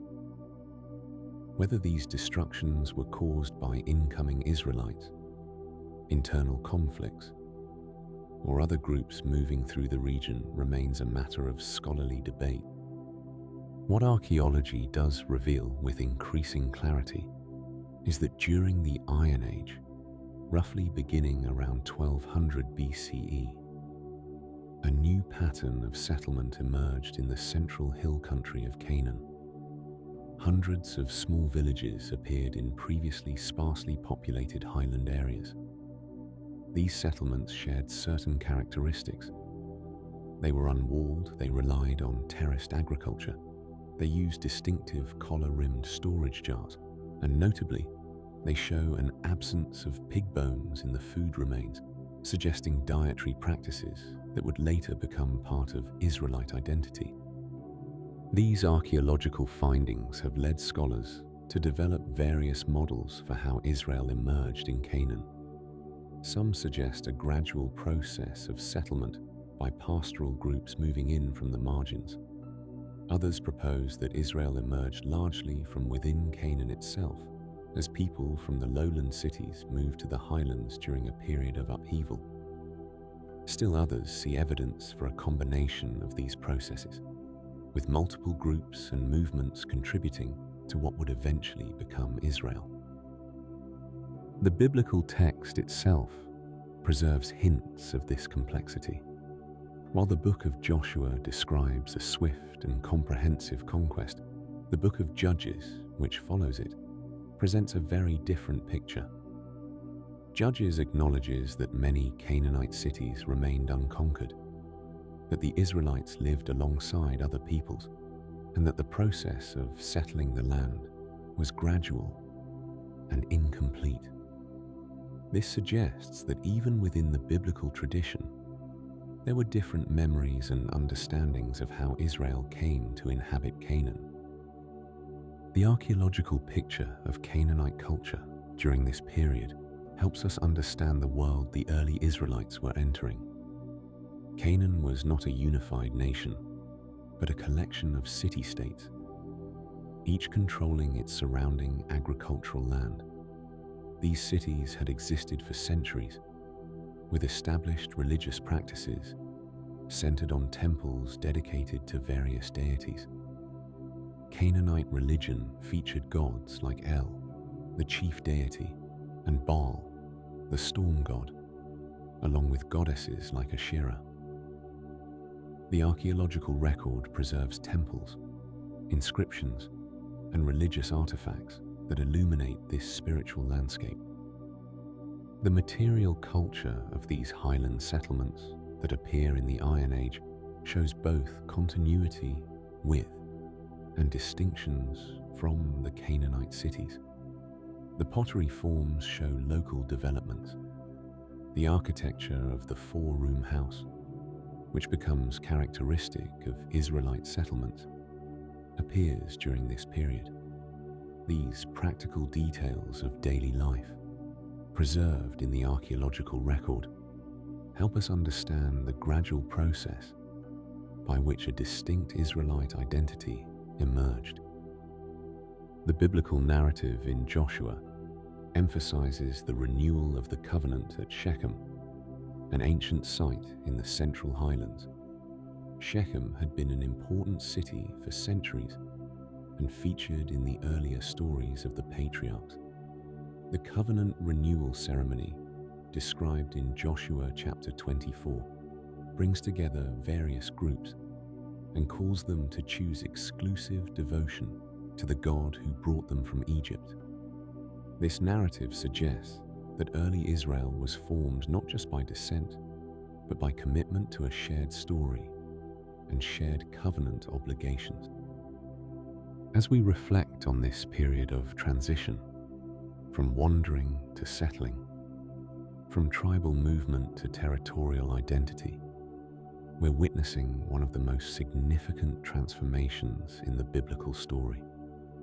The people who would become Israel were learning to cultivate fields rather than follow flocks, to build permanent homes rather than pitch tents, to develop new forms of community organization suited to settled life. The stories preserved in Joshua served multiple purposes for later generations. They established territorial claims and tribal boundaries. They explained the origins of various landmarks and place names. They reinforced covenant commitments and warned against adopting the religious practices of neighboring peoples. And they provided a foundation story for how Israel came to be in the land that would remain central to its identity through all the centuries that followed. As the sun sets on this chapter of our journey, we leave the Israelites in the process of settling into their new homeland, establishing communities in the highlands, learning to work the terraced hillsides, and beginning the long process of forming a shared identity in a land of ancient cultures and competing powers. The land lay quiet now, settled after the great crossing of the Jordan and the initial campaigns of conquest. The people had claimed their inheritance, each tribe receiving its portion of territory as Joshua had allocated it. Yet the narrative of ancient Israel was about to enter a fascinating new phase, one that scholars and archaeologists find particularly intriguing as they piece together the early history of settlement in Canaan. The book of Judges opens with a simple observation that carries profound implications. Joshua and his generation had passed away, and a new generation arose that did not know the Lord or the work that had been done for Israel. This transition marks the beginning of what historians call the period of the Judges, roughly spanning from around 1200 to 1050 BCE, though dating this era with precision remains challenging. During these generations, Israel existed not as a unified nation under a single ruler, but as a loose confederation of tribes scattered across the hill country of Canaan. Each tribe maintained its own territory and autonomy, bound together primarily by shared traditions, kinship ties, and covenant obligations. The archaeological record from this period reveals something remarkable about these early Israelite settlements. Excavations in the Central Highlands have uncovered numerous small villages dating to the early Iron Age, simple farming communities characterized by distinctive four-room houses, and an absence of pig bones in the refuse heaps, suggesting different dietary practices from the surrounding Canaanite populations. The biblical text presents a cyclical pattern that repeats throughout the book of Judges like a slowly turning wheel. The people would settle into their new lives, gradually adopting practices of the surrounding cultures and peoples. This would lead to various troubles and oppressions. In their distress, they would cry out, and a judge would arise, a charismatic leader who would deliver them from their difficulties. peace would follow for a time. And then the cycle would begin again. This pattern, repeated with variations through the stories of 12 different judges, creates a rhythmic narrative structure that scholars recognize as carefully constructed literature. The judges themselves were diverse figures, each emerging from different tribal backgrounds and facing distinct challenges. Some, like Deborah, are remembered primarily as legal and spiritual authorities who settled disputes and provided guidance. Deborah's story is particularly noteworthy as one of the few female leaders prominently featured in the biblical narrative. She led alongside Barak in a successful campaign against Canaanite forces, and the Song of Deborah that follows this account is considered by linguistic scholars to be one of the oldest texts preserved in the Hebrew Bible, possibly dating to the 12th century BCE based on its archaic language and style. Other judges, like Gideon, were primarily military leaders who organized tribal militias to defend against raids and invasions.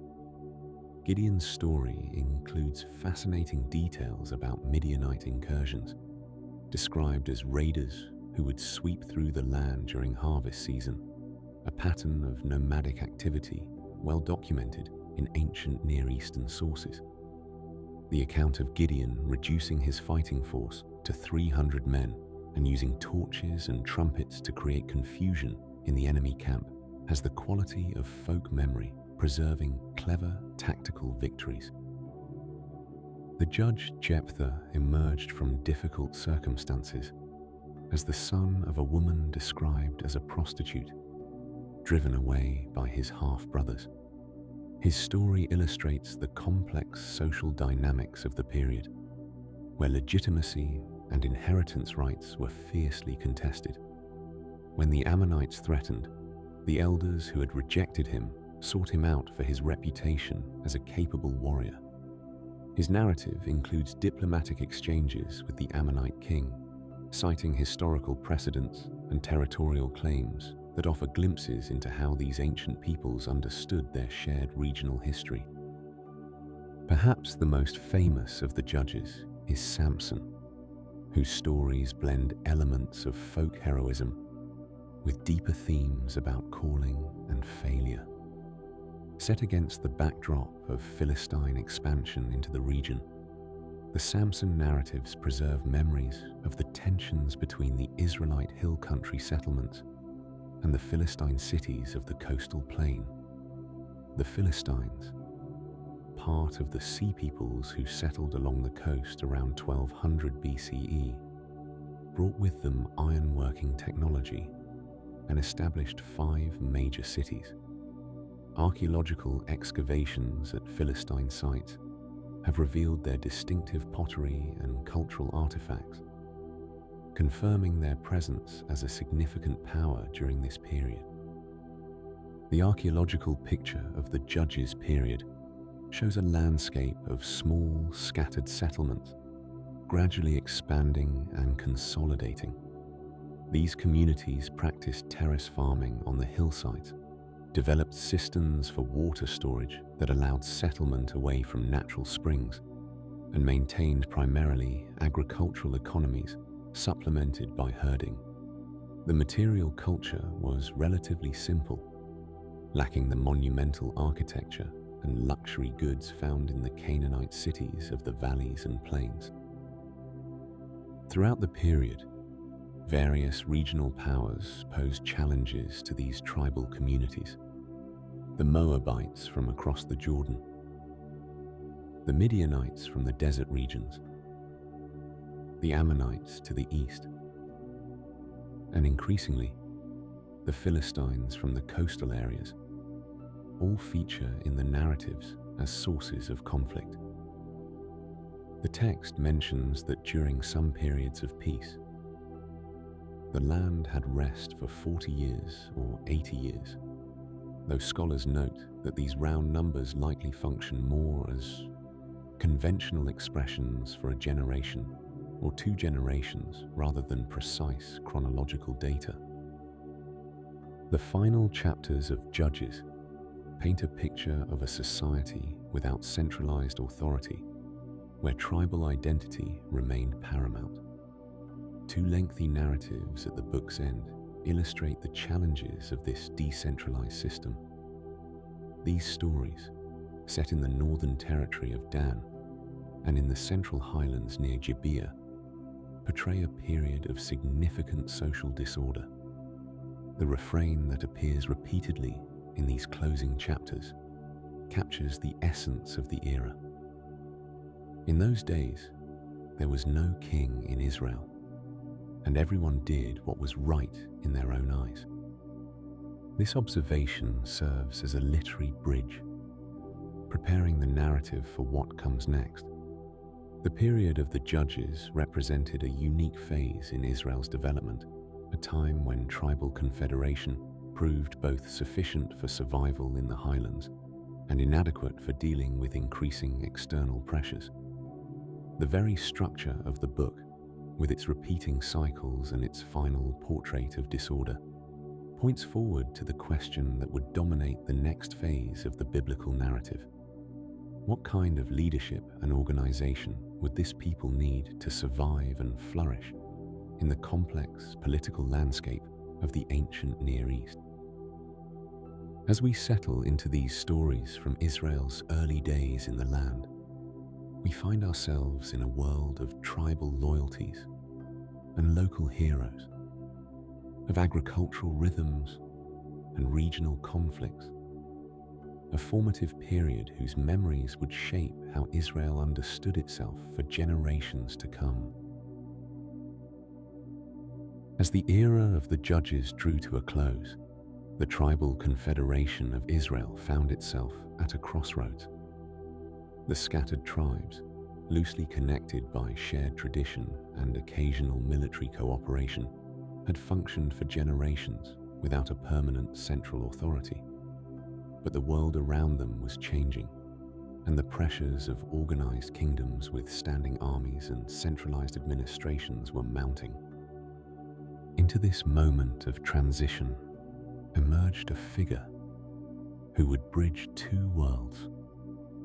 Samuel, whose very name meant heard by God.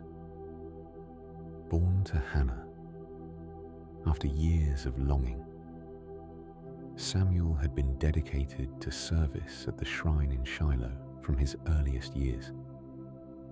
The ancient texts portray him as growing up in the presence of the aging priest Eli, learning the traditions and rituals that connected the people to their past. The shrine at Shiloh holds particular interest for those who study this period. Archaeological excavations at the site, located in the central hill country north of Jerusalem, have revealed remains from the period when it served as a major religious center. The settlement shows signs of destruction around 1050 BCE, which corresponds with the biblical narrative of conflict with the Philistines. This maritime people, part of the larger group known as the Sea Peoples, had settled along the coastal plain and possessed superior military technology, including iron weapons and chariots. Samuel emerged as a prophet, a spokesperson who claimed to speak divine messages to the people, but he was also a judge in the traditional sense, traveling a circuit between various towns to settle disputes and provide leadership. The ancient text describes him journeying between Bethel, Gilgal, and Mizpah, returning always to his home in Ramah. This pattern of traveling leadership suited the decentralized nature of the tribal confederation. Yet the people began to voice a desire that would fundamentally alter their society. They looked at the nations surrounding them, kingdoms with hereditary monarchies and permanent administrative structures, and they requested something similar for themselves.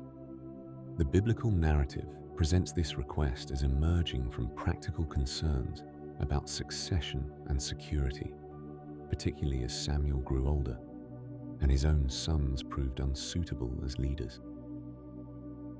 The tension inherent in this moment reverberates through the ancient texts. On one hand, kingship represented a rejection of the older, more egalitarian tribal system, where leadership emerged charismatically and temporarily. On the other hand, the military and organizational challenges facing the people seemed to demand more permanent institutions. Samuel himself appears conflicted in the narrative, warning about the costs of monarchy, while ultimately facilitating the transition. The first king selected was Saul, son of Kish, from the tribe of Benjamin. The territory of Benjamin was relatively small, situated between the powerful tribes of Ephraim to the north and Judah to the south, which may have made this choice politically acceptable to various factions. The biblical account describes Saul as physically impressive, standing head and shoulders above his contemporaries. His selection involved traditional elements of charismatic leadership, including the claim of prophetic spirit, combined with the new element of permanent authority. Archaeological evidence for Saul's reign remains limited but intriguing. Excavations at Tel el-Ful, traditionally identified as Gibeah of Saul, uncovered a modest fortress from the early Iron Age, dating to roughly the late 11th century BCE. The structure was relatively simple, constructed of rough stone with towers at the corners. This modest fortification fits well with the biblical portrait of an early, limited monarchy, quite different from the grander administrative centers that would emerge later. Saul's reign, as portrayed in the ancient texts, focused largely on military matters. He fought against the Philistines who threatened from the west, the Ammonites across the Jordan to the east, and various other groups. These accounts describe a leader who was still very much in the mold of the judges, a military chieftain rather than an administrator of a complex bureaucracy. He appears to have maintained a relatively small standing force of warriors, while calling up tribal militias when needed. The relationship between Samuel and Saul, as depicted in the biblical narrative, grew increasingly strained. The prophet and the king came into conflict over matters of authority and religious practice. These tensions likely reflect the genuine difficulties of defining roles in this new political arrangement. Where did prophetic authority end and royal prerogative begin? How were traditional religious practices and tribal autonomy to be balanced against the demands of centralized power? Into this complicated situation entered David, a young man from Bethlehem in Judah who joined Saul's court.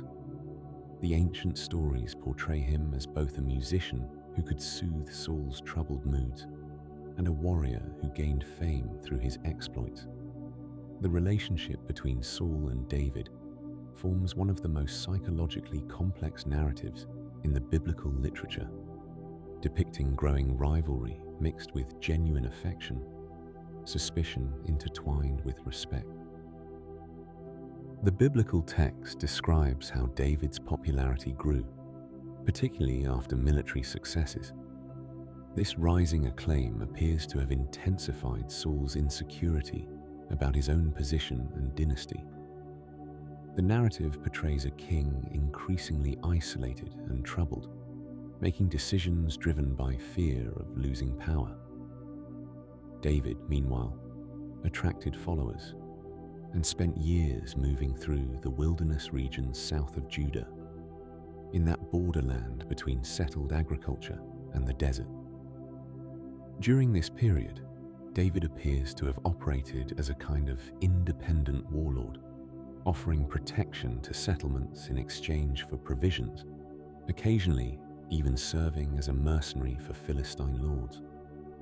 This liminal existence, neither fully within Israelite society nor outside it, positioned him uniquely for what would come next. The end of Saul's reign came in battle against the Philistines at Mount Gilboa, a peak overlooking the Jezreel Valley.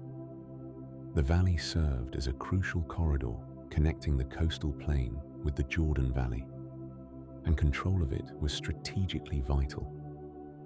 The battle went badly for Israel's forces, and Saul, along with his sons, including Jonathan, died in the fighting.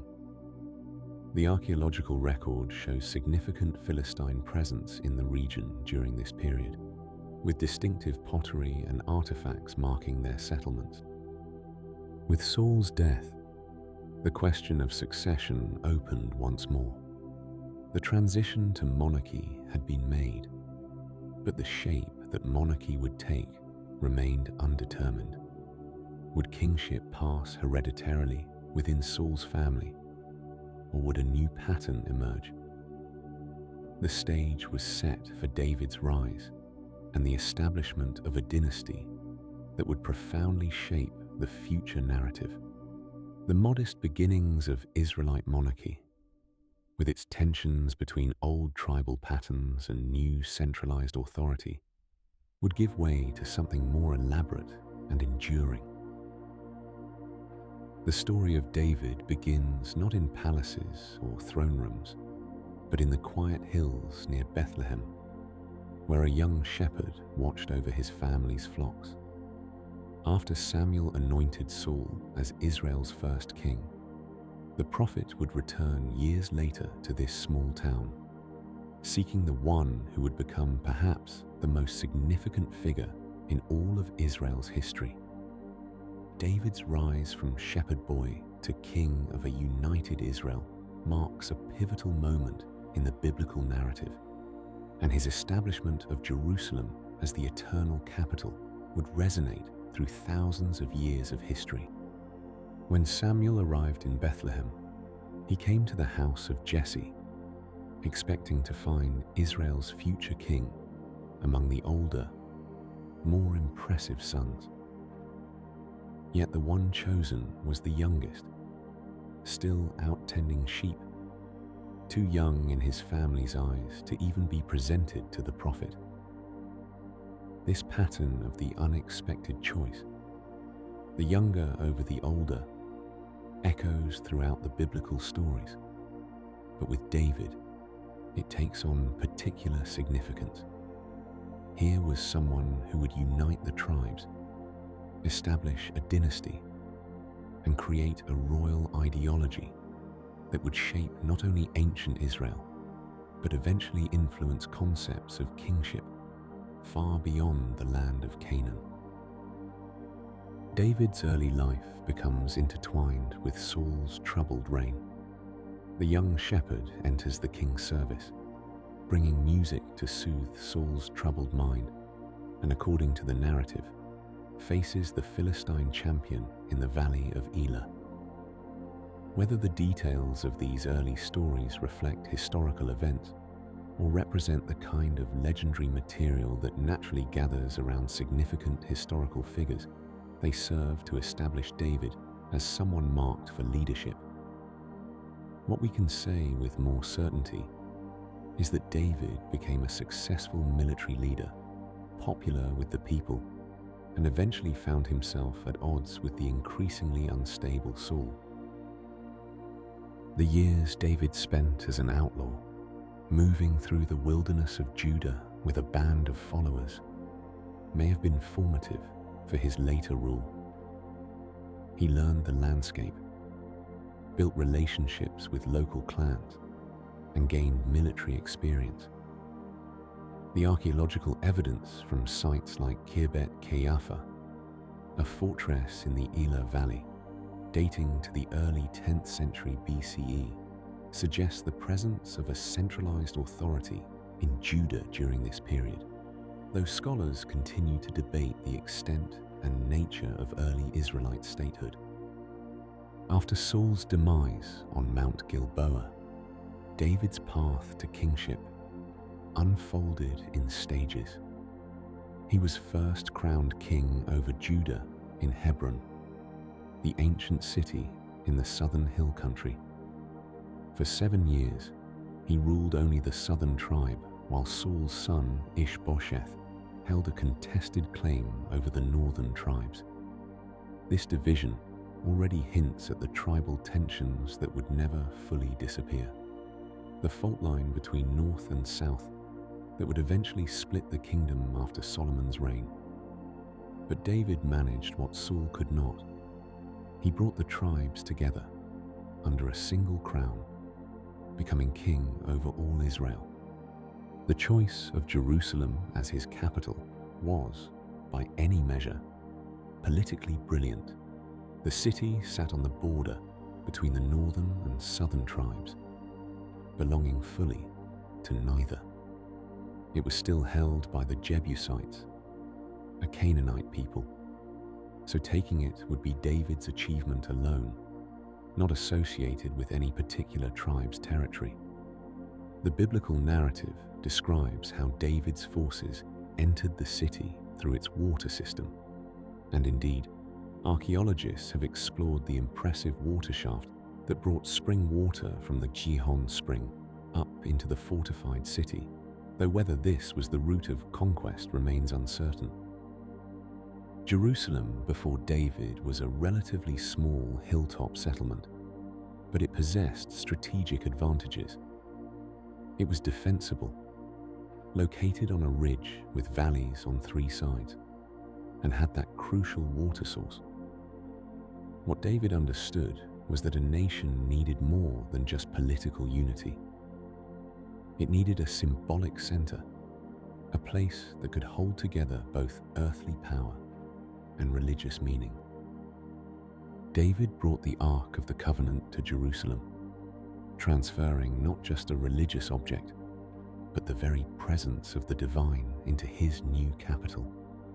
The Ark had been the portable shrine of Israel's wilderness wanderings, the symbol of the covenant at Sinai.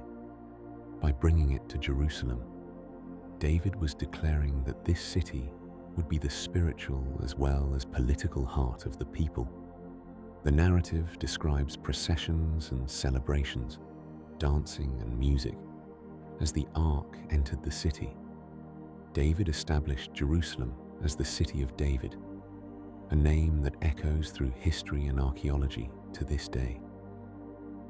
The archaeology of David's Jerusalem remains one of the most debated topics in biblical studies.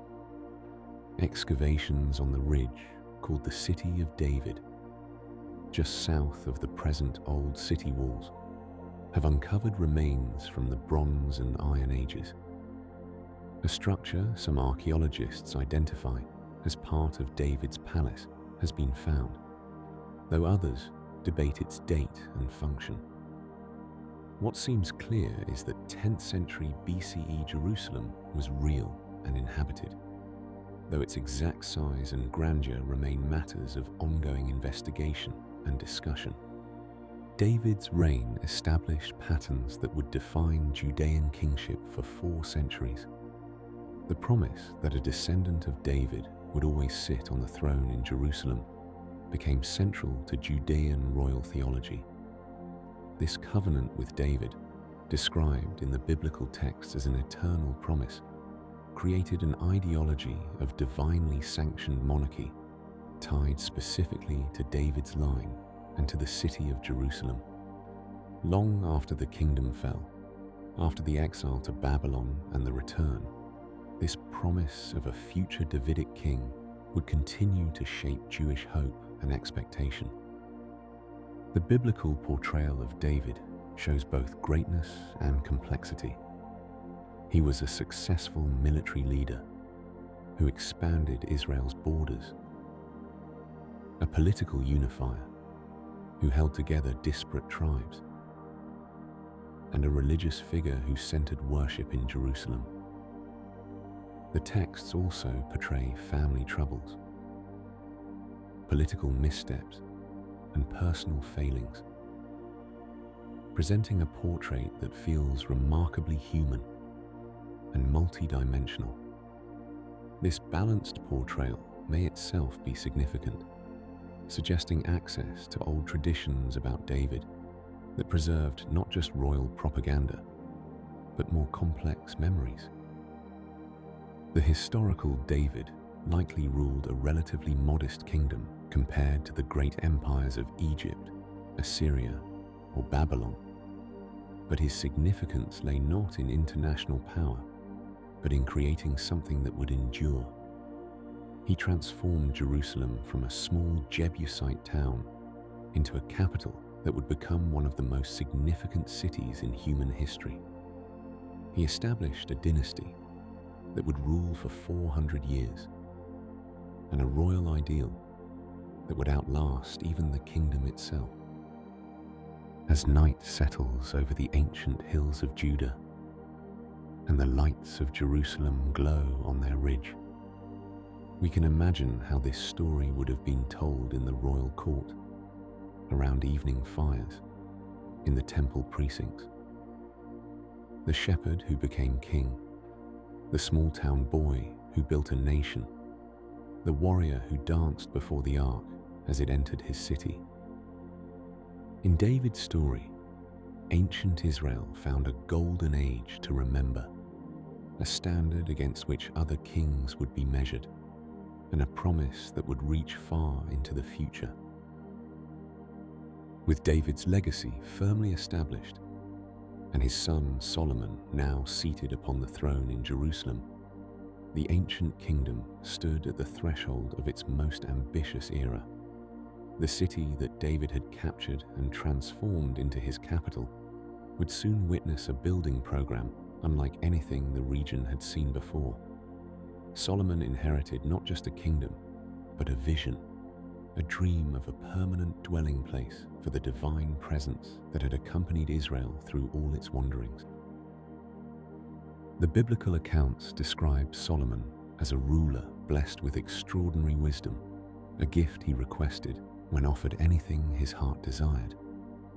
This wisdom, the texts tell us, manifested not only in judicious decisions, but in an understanding of the natural world, in poetry, and in the practical matters of governance and diplomacy.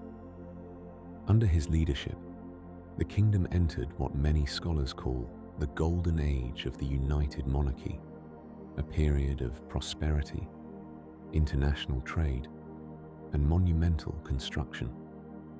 The crowning achievement of Solomon's reign was undoubtedly the temple in Jerusalem. For generations, the Ark of the Covenant had resided in a tent, a movable shrine befitting a people who had wandered through wilderness and conquest. But now, with the kingdom secure and at peace with its neighbors, the time had come for something more permanent. The decision to build a temple was both political and religious, centralizing worship in the capital city and creating a focal point for the diverse tribes that made up Solomon's realm. The biblical narrative devotes considerable attention to the temple's construction, providing detailed descriptions of its dimensions, materials, and furnishings. The structure followed patterns familiar throughout the ancient Near East. A tripartite design with an entrance hall, a main hall, and an inner sanctuary. This architectural form was not unique to Israel. Excavations across the region have revealed similar layouts in temples at sites like Ain Dara in Syria and Tel Tayanat in Turkey, helping archaeologists understand what Solomon's temple might have looked like. The construction itself required unprecedented organization and resources. Cedar and cypress timber came from Lebanon, part of diplomatic arrangements with Hiram, king of Tyre. The biblical texts describe massive stones quarried and dressed for the foundation, bronze pillars of remarkable craftsmanship, and an interior lined with cedar and overlaid with gold.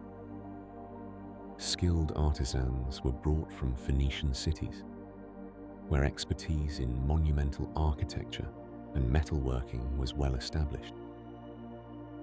Archaeological evidence for Solomon's building activities presents one of the ongoing debates in biblical scholarship. While no remains of the temple itself have been found, hardly surprising given that the site lies beneath structures sacred to multiple faiths today, other evidence provides context for understanding this period.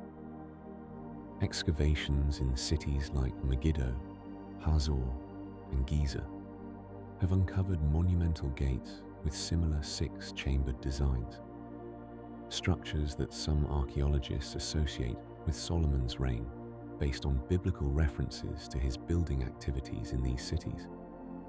Other scholars date these structures somewhat later, reflecting the ongoing discussion about the extent and nature of Solomon's kingdom.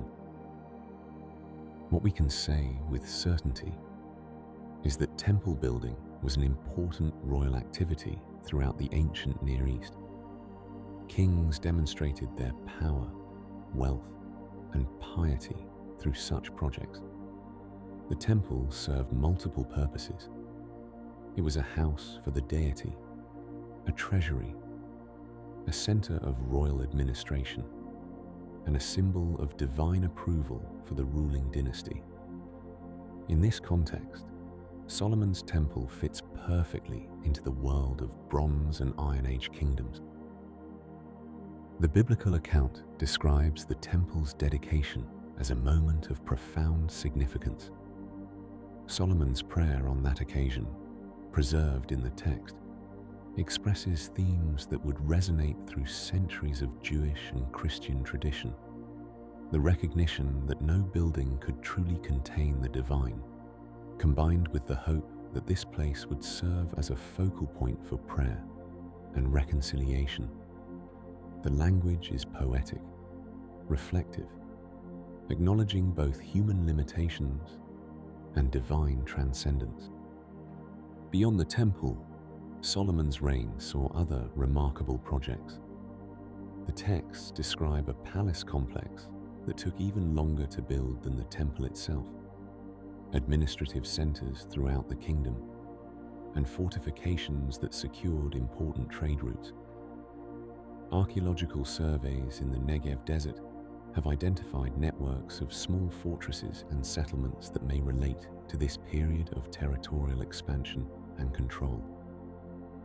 Trade flourished during Solomon's time. The biblical narrative mentions expeditions to Ophir for gold, trade in horses and chariots, and the famous visit of the Queen of Sheba, who came to see Solomon's wisdom and wealth for herself.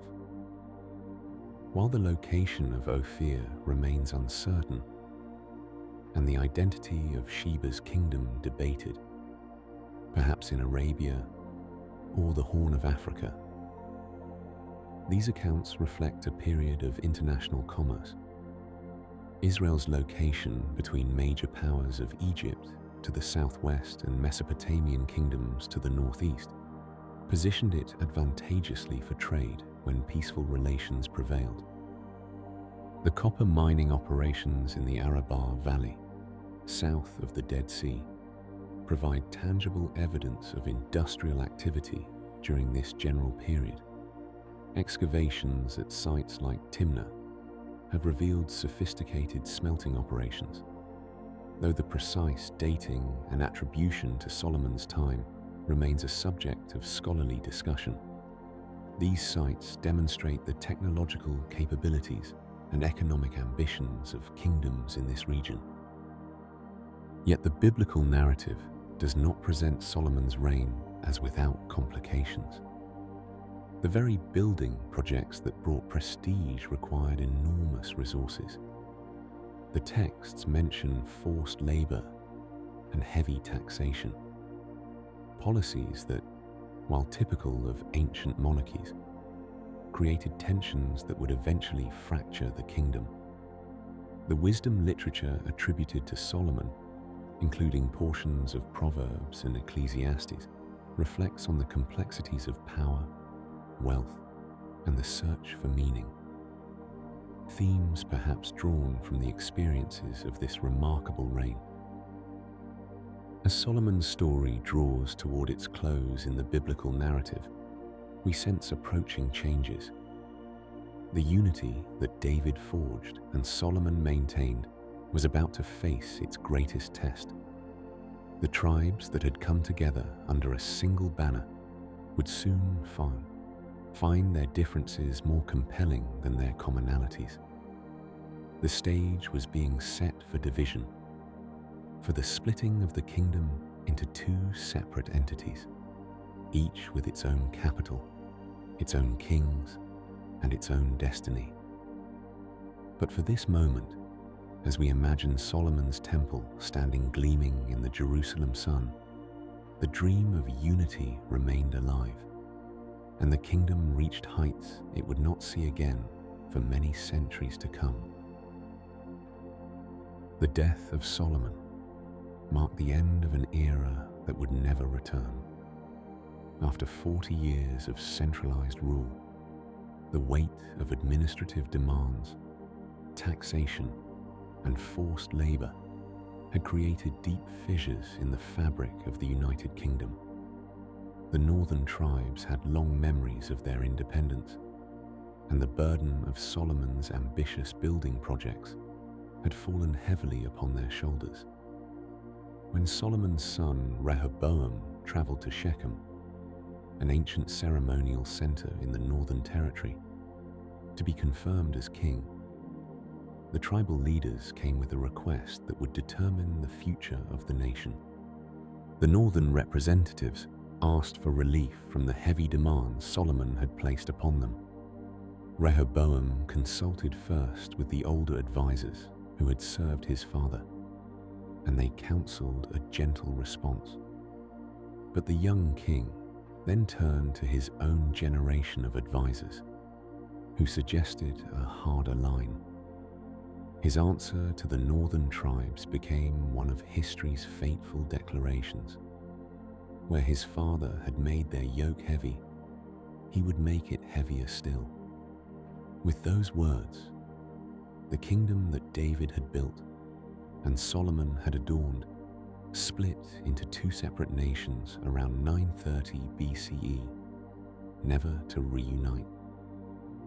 The northern tribes kept the name Israel and chose Jeroboam, a former official of Solomon who had returned from Egyptian exile, as their king. The southern kingdom, consisting primarily of Judah and the small tribe of Benjamin, remained under Davidic rule with Jerusalem as its capital. This division would shape the next 2 centuries of history, creating 2 distinct political entities with separate royal dynasties, different religious practices, and unique archaeological signatures that we can trace today. The northern kingdom of Israel was larger, more populous, and economically stronger than its southern neighbor. With fertile valleys and important trade routes passing through its territory, Israel developed into a significant regional power. Jeroboam faced an immediate challenge. Jerusalem and its temple lay in the southern kingdom, but pilgrimage festivals would naturally draw his people southward to that ancient sanctuary. To counter this pull, he established rival religious centers at Dan in the far north, and Bethel near the southern border, placing golden calf images at both sites as pedestals for the divine presence. The biblical writers, loyal to Jerusalem's temple, remembered these acts with disapproval, but for Jeroboam, they were practical measures to establish his kingdom's religious independence. The northern kingdom's capital moved several times before Omri, one of Israel's most successful kings, established a new capital at Samaria around 880 BCE. Archaeological excavations at Samaria have revealed impressive architecture, including a palace complex with fine ashlar masonry and beautiful carved ivory inlays that recall the biblical descriptions of the ivory house built by Omri's son Ahab. These small ivory plaques, decorated with Egyptian motifs and covered in gold leaf, were luxury items that demonstrated the wealth flowing through Israel's economy during this period. The Northern Kingdom maintained complex diplomatic relationships, including a marriage alliance between Ahab and Jezebel, a Phoenician princess whose story would become legendary. Meanwhile, the southern kingdom of Judah was smaller and more isolated, its territory consisting mainly of the Judean hill country, with Jerusalem at its heart. Without the northern territory's agricultural wealth and commercial advantages, Judah remained less prominent on the international stage. Yet it possessed something the north lacked: continuity. While Israel experienced multiple dynasties and frequent coups, with several kings meeting violent ends, Judah maintained the Davidic royal line throughout its existence. This unbroken succession, combined with the presence of the Jerusalem temple, gave Judah a stability that shaped its distinct identity. The archaeological record reveals interesting differences between the two kingdoms. In northern Israel, we find evidence of greater cultural exchange with neighboring peoples, more elaborate architecture in the royal centers, and material remains suggesting economic prosperity. Excavations at cities like Megiddo and Hazor show impressive building projects from the Northern Kingdom period, including elaborate gate systems and administrative structures. In Judah, the archaeological profile is more modest during the early divided kingdom period, with Jerusalem itself yielding surprisingly little from this era, partly because later building activities disturbed earlier remains. Both kingdoms faced the same geopolitical reality. They existed in a region that larger empires considered strategically important. The Aramean kingdom, based in Damascus, frequently threatened both Hebrew states, and several battles recorded in biblical texts are corroborated by archaeological evidence and inscriptions. A monument erected by an Aramean king, discovered at Tel Dan in 1993, explicitly mentions the House of David, providing the first non-biblical reference to the Davidic dynasty and confirming that Judah's royal family was known by this designation to its neighbors. It was during this divided kingdom period that prophetic voices began to take on new prominence. These prophets operated in both kingdoms, speaking to kings and people alike about religious practice, social justice, and political decisions. In the north, figures like Elijah and Elisha confronted royal power and challenged religious syncretism. In the south, prophets addressed Jerusalem's leadership and temple cult. The stories of these prophets reveal tensions between centralized authority and traditional values, between economic development and social equity, between political pragmatism and religious identity. The Northern Kingdom's greater prosperity came with social stratification that troubled prophetic voices. As wealth concentrated in administrative centers like Samaria, traditional tribal structures weakened. The prophets spoke of the poor being sold for silver, of vineyard owners being dispossessed, of judges accepting bribes. These weren't merely moral complaints, but observations about how rapid economic change was transforming Israelite society. Relations between North and South varied from cooperation to conflict. Sometimes they allied against common threats. Other times they fought each other, each seeking advantage at the other's expense. Marriage alliances occasionally linked the royal houses, creating brief periods of cooperation. Trade and cultural exchange continued despite political separation, and many people likely maintained family ties across the border that divided the two kingdoms. The divided kingdom era saw the development of administrative systems that left archaeological traces we can identify today. Pottery handles stamped with royal seals, storage facilities for tax collection, and evidence of organized production and distribution reveal kingdoms developing bureaucratic structures to manage their territories. Inscriptions on pottery fragments, called ostraca, provide glimpses of military correspondence, economic transactions, and administrative records that bring this period to life with concrete details. As the decades passed, both kingdoms faced an emerging threat from the east that would eventually overwhelm them both. The Assyrian Empire was growing in power and ambition, expanding westward toward the Mediterranean. The small kingdoms of the Levant, including both Israel and Judah, would soon find themselves in the shadow of this military juggernaut, making decisions that would determine their survival or destruction.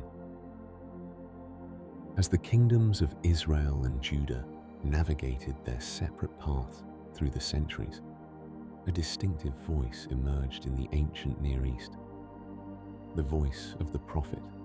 These individuals appeared at crucial moments in the nation's history, speaking words that challenged kings, confronted social injustice, and called the people back to the covenant relationship that defined their identity. The prophetic books that bear their names preserve not just their messages, but windows into the turbulent times in which they lived. The Hebrew word for prophet, navi, suggests one who is called, or one who announces. These were not fortune tellers or mystics disconnected from reality, but rather deeply engaged social and religious figures who interpreted current events through the lens of covenant faithfulness. They spoke in royal courts and temple courtyards, in city gates where legal matters were decided, and sometimes from the ruins of destroyed cities. Their words were preserved, collected, and edited by disciples and later scribes who recognized in these ancient messages timeless themes that continued to resonate. Isaiah stands as perhaps the most majestic of the prophetic voices, though the book bearing his name reflects a complex literary history. The prophet, known as First Isaiah, emerged in Jerusalem during the latter half of the 8th century BCE. During the reigns of several Judean kings, he witnessed the Assyrian crisis that destroyed the northern kingdom and threatened Jerusalem itself. The historical records from Assyria, particularly the accounts of Sennacherib's campaign, provide remarkable corroboration for the events described in Isaiah's time. The Assyrian king's prism, discovered by archaeologists, describes his siege of Jerusalem in 501 BCE, boasting of shutting up King Hezekiah like a bird in a cage. Isaiah's poetry soars with cosmic imagery. His inaugural vision in the temple, with seraphim calling, "Holy, holy, holy," established a transcendent framework for understanding the divine presence. Yet his message remained grounded in immediate political realities. The threat from Assyria, the choices facing Judah's kings, the social inequalities festering in Jerusalem's streets. He spoke of a righteous remnant, introduced the concept of a future ideal ruler from David's line, and articulated themes of justice and righteousness that would echo through centuries of interpretation. The book's later sections, what scholars call Second Isaiah and Third Isaiah, reflect different historical contexts. The poems of comfort in chapters 40 through 55 address a community in Babylonian exile, speaking words of hope and restoration. The literary style shifts. The historical situation changes, yet the collection was preserved together, suggesting ancient editors recognized thematic continuities that transcended the different time periods. Jeremiah's story unfolds during Judah's final decades, a prophet whose personal struggles and doubts are preserved with unusual intimacy in the book bearing his name. Active from approximately 627 BCE until after Jerusalem's destruction in 586 BCE, Jeremiah witnessed the end of the world as his people knew it. The Babylonian Chronicles, clay tablets that record Neo-Babylonian military campaigns, confirm the historical framework of Jeremiah's ministry: the battles, the sieges, the ultimate conquest of Jerusalem. Unlike Isaiah's court connections, Jeremiah often stood in opposition to the royal establishment and the temple priesthood. His symbolic actions, breaking pottery, wearing a yoke, purchasing property during a siege, dramatized his messages in ways that made him memorable and controversial. The book preserves what are called the Confessions of Jeremiah, passages where the prophet questions his calling, expresses despair, even argues with the divine. This psychological depth makes Jeremiah's portrait remarkably human. The discovery of the Lachish letters, ostraka found at the site of ancient Lachish, provides a poignant connection to Jeremiah's time. These pottery fragments contain correspondence between military commanders during the Babylonian siege, mentioning the signal fires going out at various cities, physical evidence of the kingdom's collapse that Jeremiah witnessed and lamented. Ezekiel's prophecies emerged from the exile community itself. Taken to Babylon in the first deportation of 597 BCE, before Jerusalem's final destruction, Ezekiel prophesied among the exiles settled along the Kibar Canal. His opening vision of the divine throne chariot, able to move anywhere, carried profound implications for people who had believed divine presence was fixed in Jerusalem's temple. The strange, ecstatic nature of Ezekiel's visions, his use of allegory and symbolic action, all mark his prophecy as distinctive. The book preserves Ezekiel's prophetic syntax, some quite elaborate. He drew siege maps in clay, lay on his side for extended periods, enacted the exile with props and pantomime. These actions suggest prophetic performance art, making messages visceral and unforgettable. His temple vision in the book's final chapters, with its detailed architectural specifications and the return of divine glory, offered exiled communities a hope for restoration, even as it recognized the old order had ended. The 12 shorter prophetic books, often called the minor prophets due to their length rather than their importance, span several centuries and address diverse situations. Amos, a shepherd from the southern kingdom who prophesied in northern Israel during the 8th century, thundered against social injustice with some of the most searing social critique in ancient literature. Hosea used the painful metaphor of a troubled marriage to explore covenant faithfulness. Micah, a contemporary of Isaiah, distilled prophetic ethics into a memorable summary about acting justly, loving mercy, and walking humbly. Later, prophets addressed post-exilic communities. Haggai and Zechariah encouraged the rebuilding of the temple after the return from Babylon. Their words dated with unusual precision to specific months and days in the Persian period. Malachi, perhaps the last of the prophetic voices preserved in this tradition, addressed questions about divine justice and proper worship that troubled a community living under foreign rule. Their glorious restoration not quite matching the promises they had heard. The prophetic literature developed over time through a complex process. Prophets likely spoke their messages orally, sometimes repeatedly, adapting them to changing circumstances.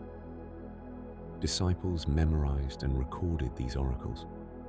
Later editors arranged, supplemented, and interpreted the original words for new situations. This explains why prophetic books often seem to jump between time periods, why some passages assume historical situations different from the prophet's original context.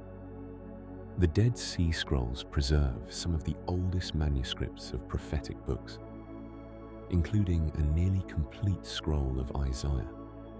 Comparing these ancient texts with later versions reveals both remarkable stability in transmission and evidence of ongoing editorial activity. The prophetic literature was living text, speaking not just to its original situation, but reinterpreted for each new generation that preserved it. The prophets addressed immediate crises, but their words carried forward because they articulated principles rather than just prescriptions.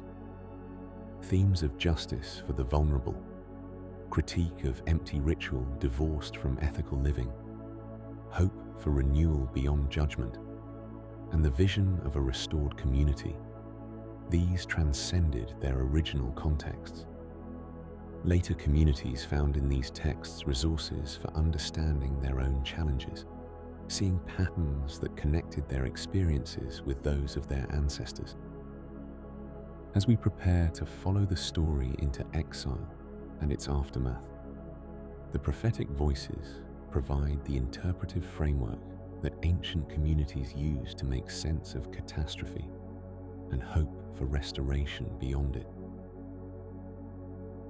The voices of the prophets had grown increasingly urgent through the 7th century BCE, warning that continued injustice and abandonment of covenant faithfulness would bring consequences.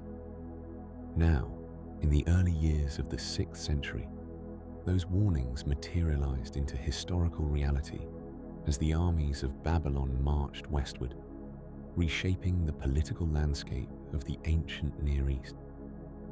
Nebuchadnezzar the Saint, whose name appears not only in biblical texts, but also on countless cuneiform tablets and inscribed bricks from Mesopotamia, ascended to the Babylonian throne in 605 BCE.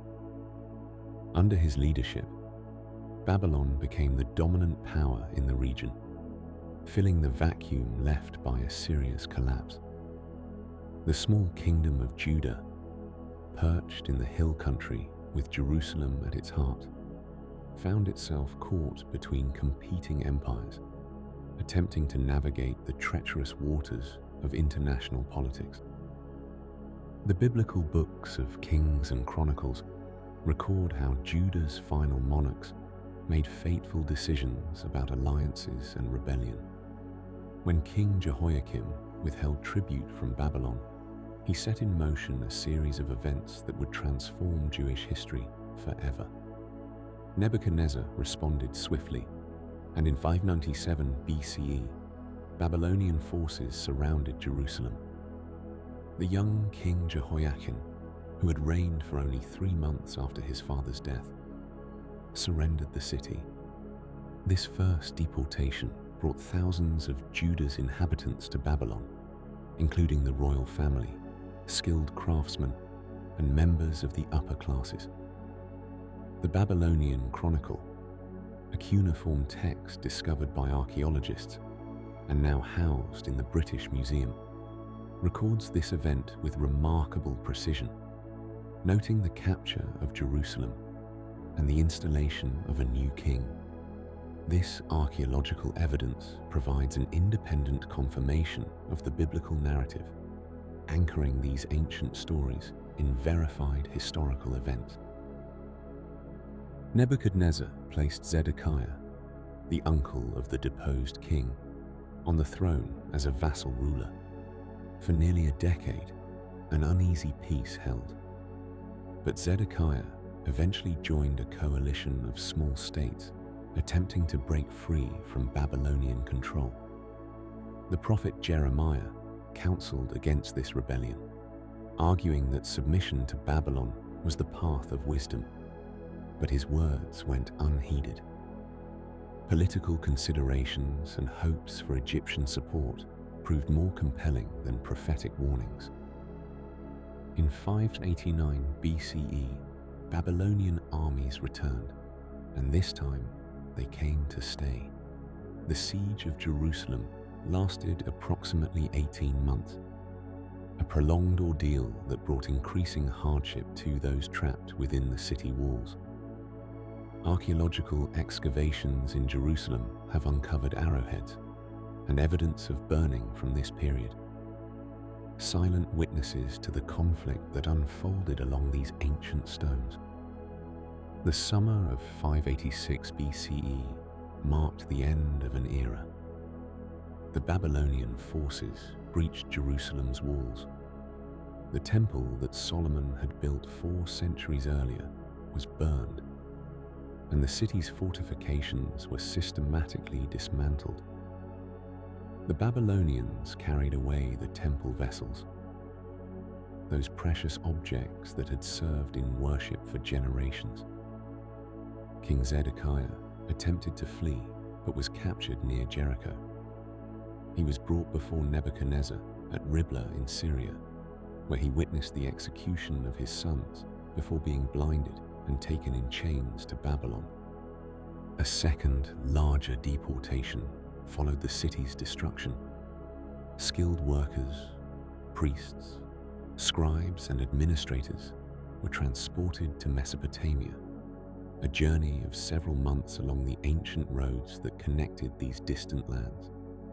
Not everyone was taken. The Babylonians left behind farmers and vine dressers to maintain the land's productivity. The Book of Lamentations, a collection of poetic reflections on Jerusalem's fall, captures something of the emotional devastation that accompanied these physical losses. Life in Babylon for these displaced people was complex and multifaceted. Unlike the Assyrians, who had scattered conquered peoples to prevent future rebellions, the Babylonians allowed deportees to settle together in communities. Cuneiform tablets discovered at sites near Babylon mention individuals with Hebrew names and record business transactions, legal proceedings, and daily affairs. These documents reveal that at least some exiles engaged in commerce, owned property, and participated in the economic life of their new homeland. The community maintained its distinct identity, even in this foreign land. Elders provided leadership, and gatherings for prayer and remembrance kept traditions alive in the absence of the temple. The rivers of Babylon, particularly the irrigation canals that crisscrossed the Mesopotamian landscape, became places of reflection and longing. Psalm 137, with its poignant imagery of harps hung on poplar trees and tears shed at the memory of Zion, expresses the emotional landscape of this displacement. This period of exile, though traumatic, became extraordinarily productive for the development of biblical literature. Separated from the land and the temple that had anchored their religious life, the community turned to texts and traditions with renewed intensity. Stories that had been passed down orally were committed to writing. Earlier writings were compiled, edited, and supplemented with new material. Priestly writers worked to preserve ritual and legal traditions. The prophetic books took shape as disciples collected and organized the words of their teachers. The prophet Ezekiel, himself among the exiles, had visions of divine glory even in Mesopotamia. suggesting that the presence of the divine was not confined to the land of Judah or the ruins of the temple. This theological insight helped reshape how the community understood their relationship with the divine. Jeremiah, though he remained in Judah after the destruction, sent letters to the exiles, encouraging them to build houses, plant gardens, and seek the welfare of the city where they found themselves, suggesting that this exile might last longer than many hoped. The experience of exile raised profound questions. How could the covenant promises be reconciled with the loss of land and kingdom? Where was the divine presence when the temple lay in ruins? What did it mean to maintain distinctive religious practices in a foreign land without sacrifices or festivals, as they had always been celebrated? Wrestling with these questions, the community produced literature that would sustain Jewish identity for millennia to come. The exile lasted nearly 50 years, long enough that an entire generation was born in Babylon who knew Judah only through the stories of their parents and grandparents. Yet the memory of Jerusalem never faded.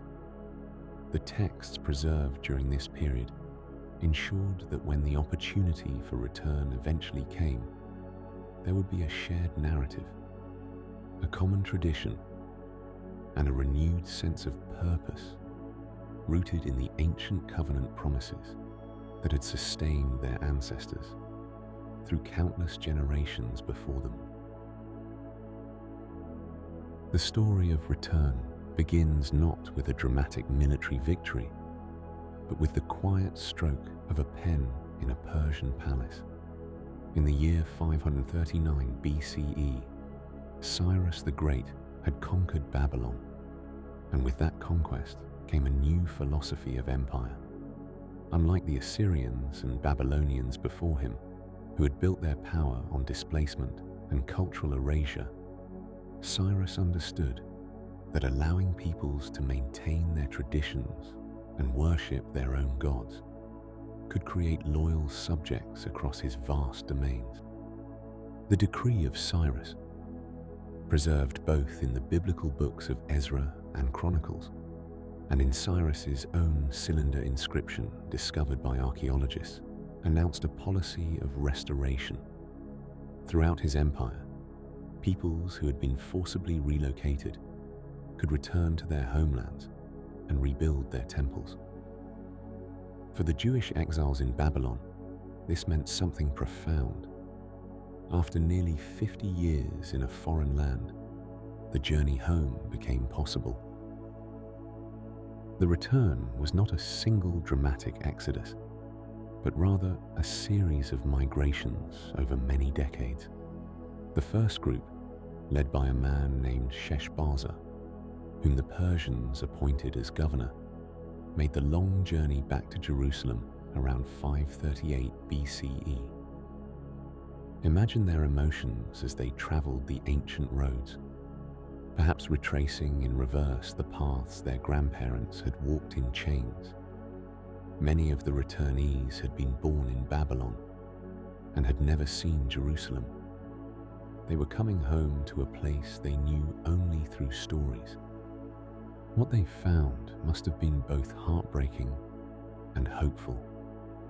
Jerusalem lay in ruins, its walls broken down, its great temple nothing but burnt stones and weeds growing through cracked foundations. The people who had remained in the land during the exile years, often called the people of the land in the biblical text, had continued their lives as best they could. The arrival of the returnees created immediate tensions. Who had the right to determine the future? Those who had maintained a presence in the land, or those who had preserved their identity in exile?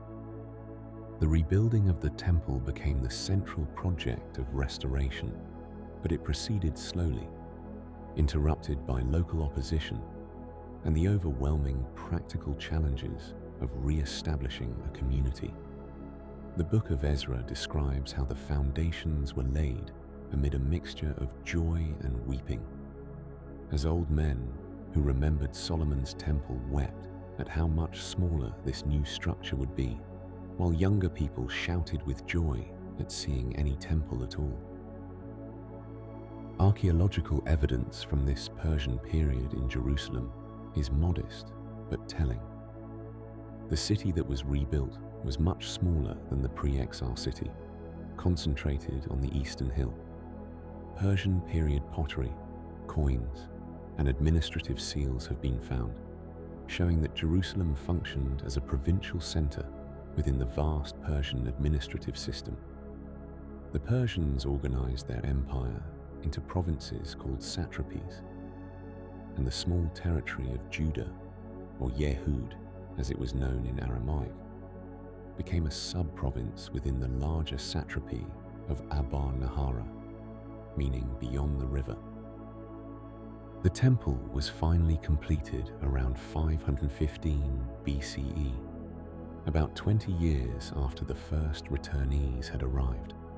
This second temple, though less grand than Solomon's, became the center of Jewish religious life and would stand for nearly 6 centuries until its destruction by the Romans. The ritual life resumed, the festivals were celebrated, and the ancient traditions found new expression in a changed world. But physical rebuilding was only part of restoration. The community faced deep questions about identity and religious practice. Into this situation came 2 remarkable figures, Nehemiah and Ezra. Nehemiah arrived from the Persian court around 445 BCE with authorization to rebuild Jerusalem's walls. The book bearing his name, written in a personal memoir style unusual in biblical literature, describes the careful organization of the work, with different families taking responsibility for different sections of the wall. Archaeological evidence has indeed found sections of wall from this period, narrower and less impressive than the pre-exile fortifications, but substantial enough to make Jerusalem once again a proper city. Ezra, described as both a priest and a scribe skilled in the law of Moses, came with a different mission. The timing of his arrival is debated by scholars, some placing it before Nehemiah and others after. But his impact on the community was profound. He brought with him a copy of the law and gathered the people to hear it read publicly. The book of Nehemiah describes a remarkable scene where Ezra stood on a wooden platform and read from the law from early morning until midday, while Levites moved through the crowd, helping people understand what they were hearing. This moment represents something crucial in the development of Judaism during and after the exile. Without a temple and living among other peoples, Jewish identity had increasingly centered on the written law. Scholars believe that much of the editorial work that gave the Torah its final form happened during the Persian period. Ancient texts were compiled, edited, and organized into the 5 books of Moses as we know them. The experience of exile had taught the importance of preserving traditions in writing, and the Persian period saw an extraordinary effort to collect and canonize sacred texts. The reforms associated with Ezra and Nehemiah were sometimes strict, including controversial measures regarding marriage with surrounding peoples. The biblical books present these as necessary for maintaining distinct identity, though other biblical books from the same period, like Ruth and Jonah, seem to offer alternative perspectives on relationships with non-Israelites. The Persian period Jewish community was clearly working through difficult questions about boundaries and belonging. The Persian Empire itself provided a stable framework for this reconstruction. The Persians were efficient administrators who required tribute and military support, but otherwise allowed considerable local autonomy. They even supported local religious establishments, seeing them as useful instruments of social order. Persian period administrative documents, including some written on papyrus and ostraka, discovered in various locations, show how this system functioned in daily practice. Life in Persian period Judah was quiet compared to the dramatic stories of kings and prophets from earlier eras. It was a time of scribes rather than warriors, of careful preservation rather than bold expansion. Yet this seemingly modest period was transformative. The sacred texts were gathered and given their final shape. The practices and interpretations that would characterize Judaism for centuries to come were established.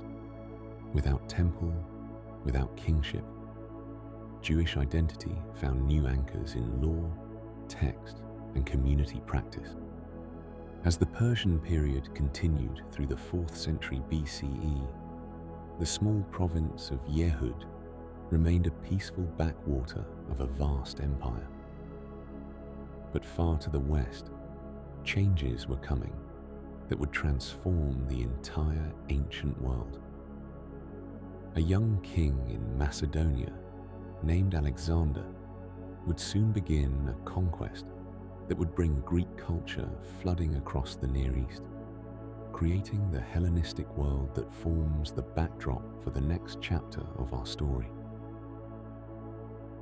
The Persian Empire, which had allowed the exiles to return and rebuild their temple, eventually gave way to a new power that would transform the entire ancient world.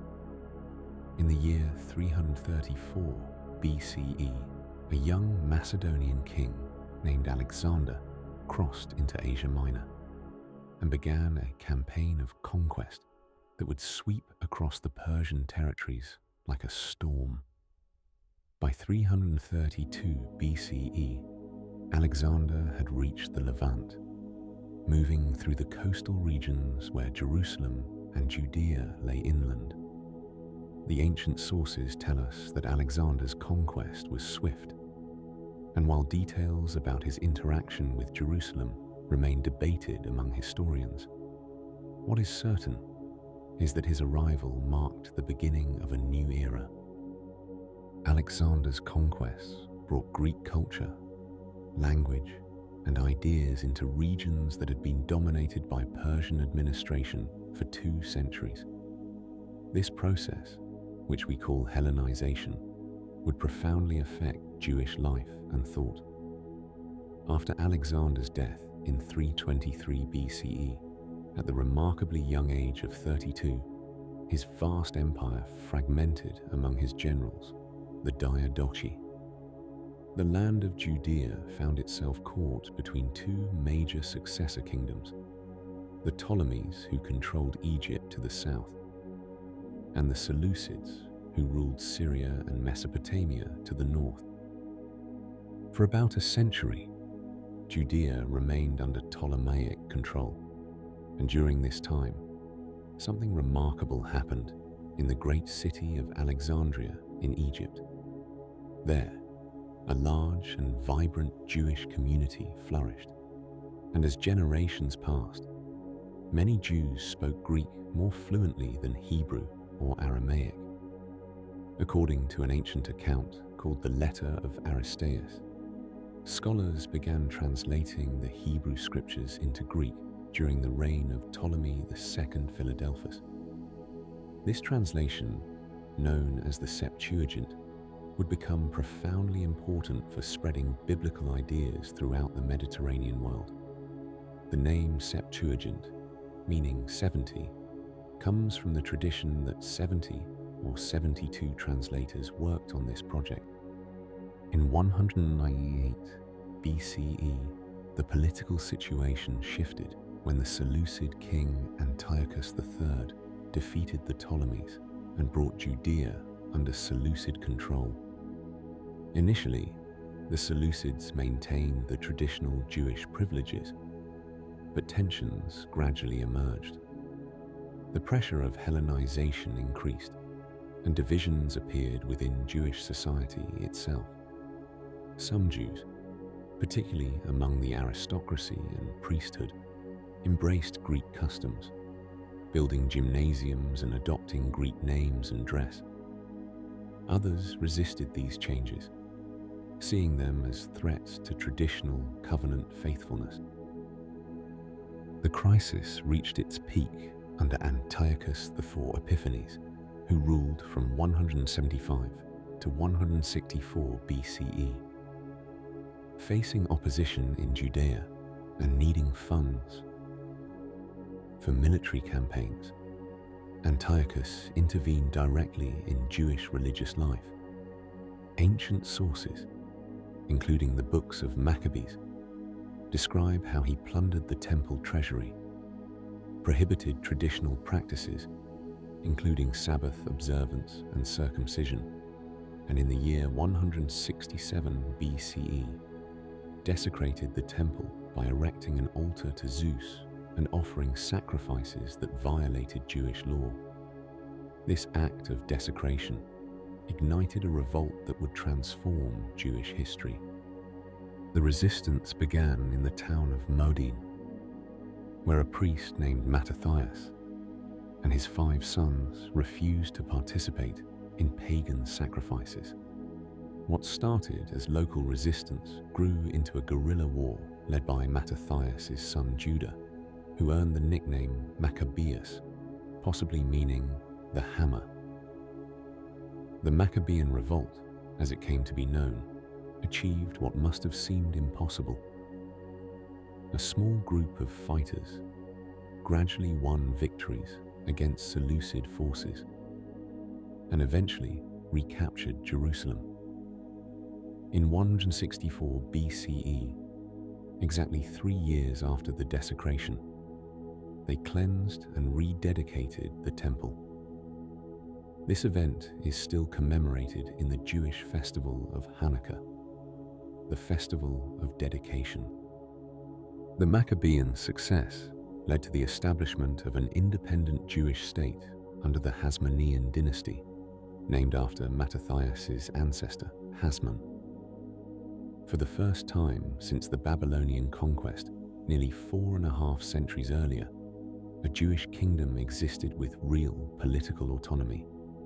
The Hasmoneans combined the roles of king and high priest, expanding their territory to include Galilee in the north and Idumea in the south. They even forced some conquered peoples to adopt Jewish customs, a practice that would have significant consequences in the coming century. However, the Hasmonean kingdom was not the peaceful restoration many had hoped for. Internal conflicts divided Jewish society. Different groups emerged with distinct views about how to maintain covenant faithfulness in this complex political and cultural environment. The Pharisees emphasized careful interpretation and application of the Torah to daily life, developing oral traditions to help people maintain purity and devotion. The Sadducees, associated with the priestly aristocracy, rejected these oral traditions and focused on the written Torah alone. The Essenes, disappointed with what they saw as corruption in the Jerusalem temple establishment, withdrew to form separate communities. We know about the Essenes partly through ancient writers like Josephus and Pliny the Elder, but also through one of the most spectacular archaeological discoveries of the 20th century. In 1947, in caves near the Dead Sea, at a place called Qumran, Bedouin shepherds discovered ancient scrolls hidden in clay jars.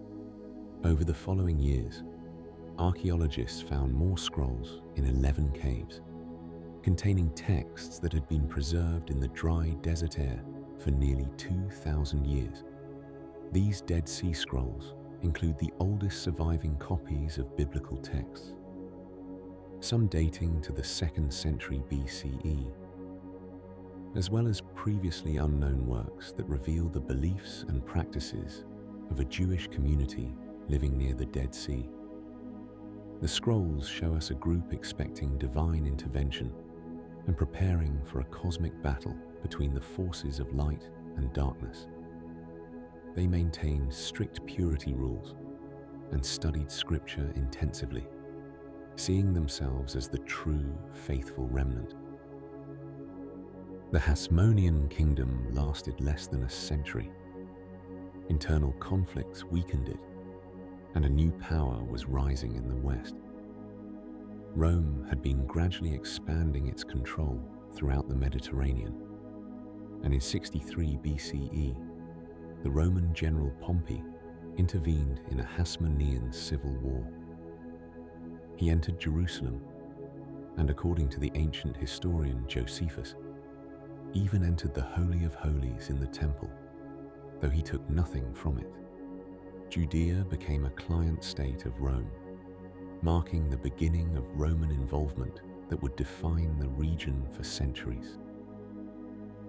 Rome eventually appointed Herod, the son of an Idumean who had converted to Judaism, as king of Judea. Herod, known to history as Herod the Great, ruled from 37 to 4 BCE.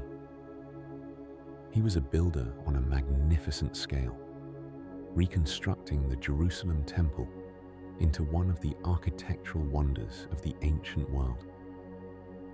Archaeological remains of his building projects still astonish visitors.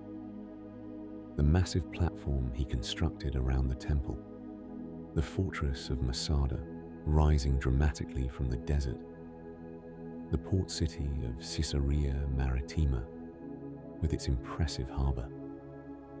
Yet Herod was also feared for his paranoia and harsh treatment of any perceived threats, even within his own family.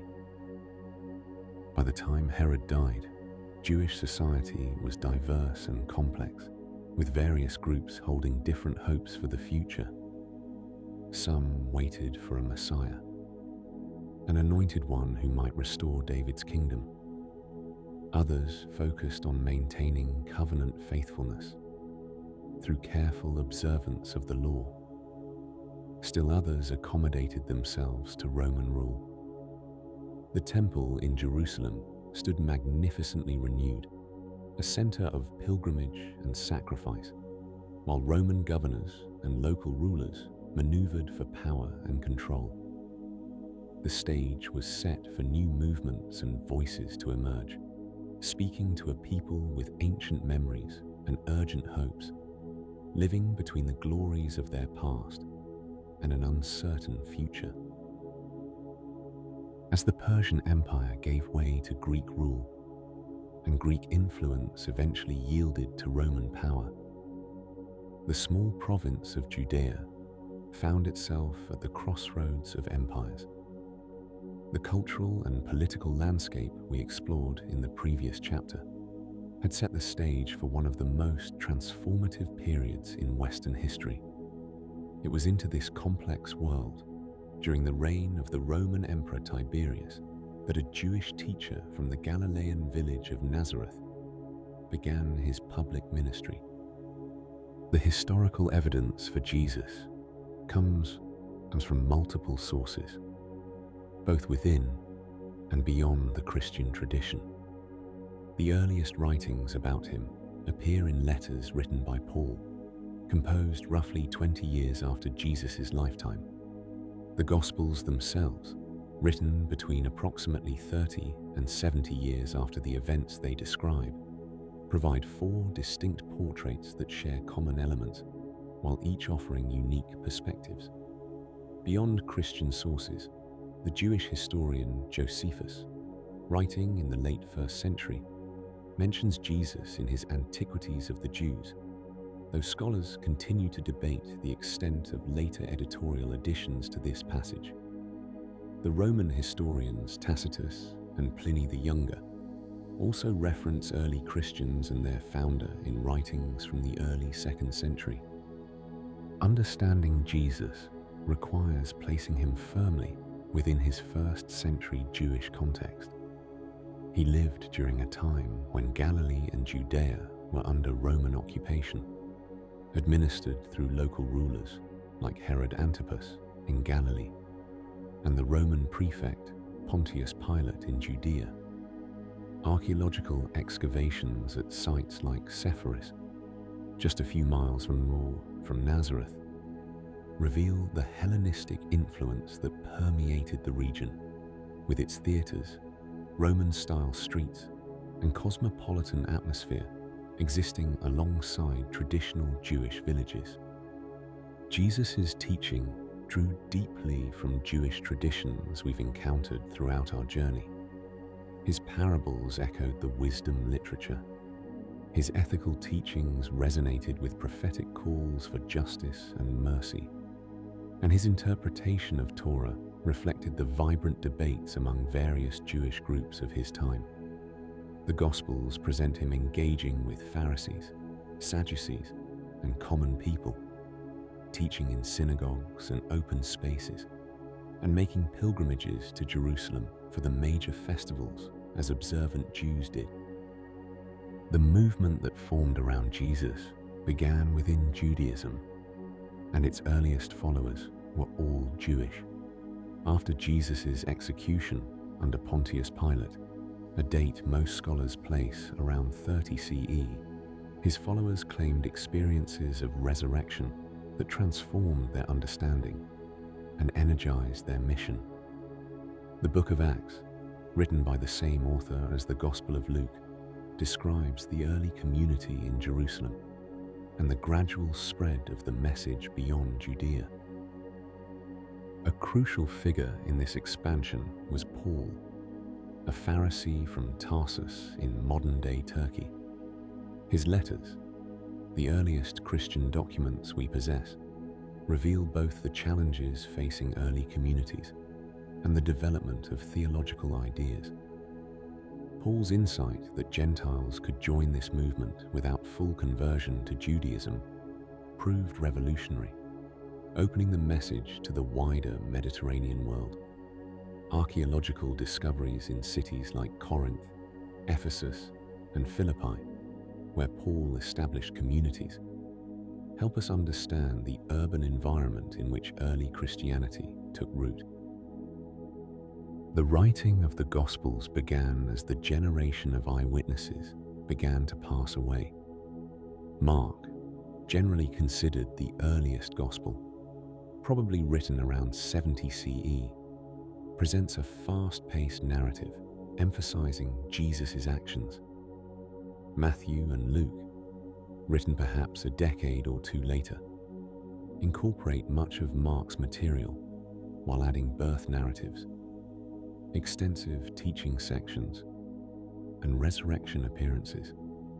The Gospel of John, likely the latest of the four, offers a more theological reflection on Jesus' significance, using different language and literary structures. The diversity of early Christian writings extended far beyond the four canonical Gospels.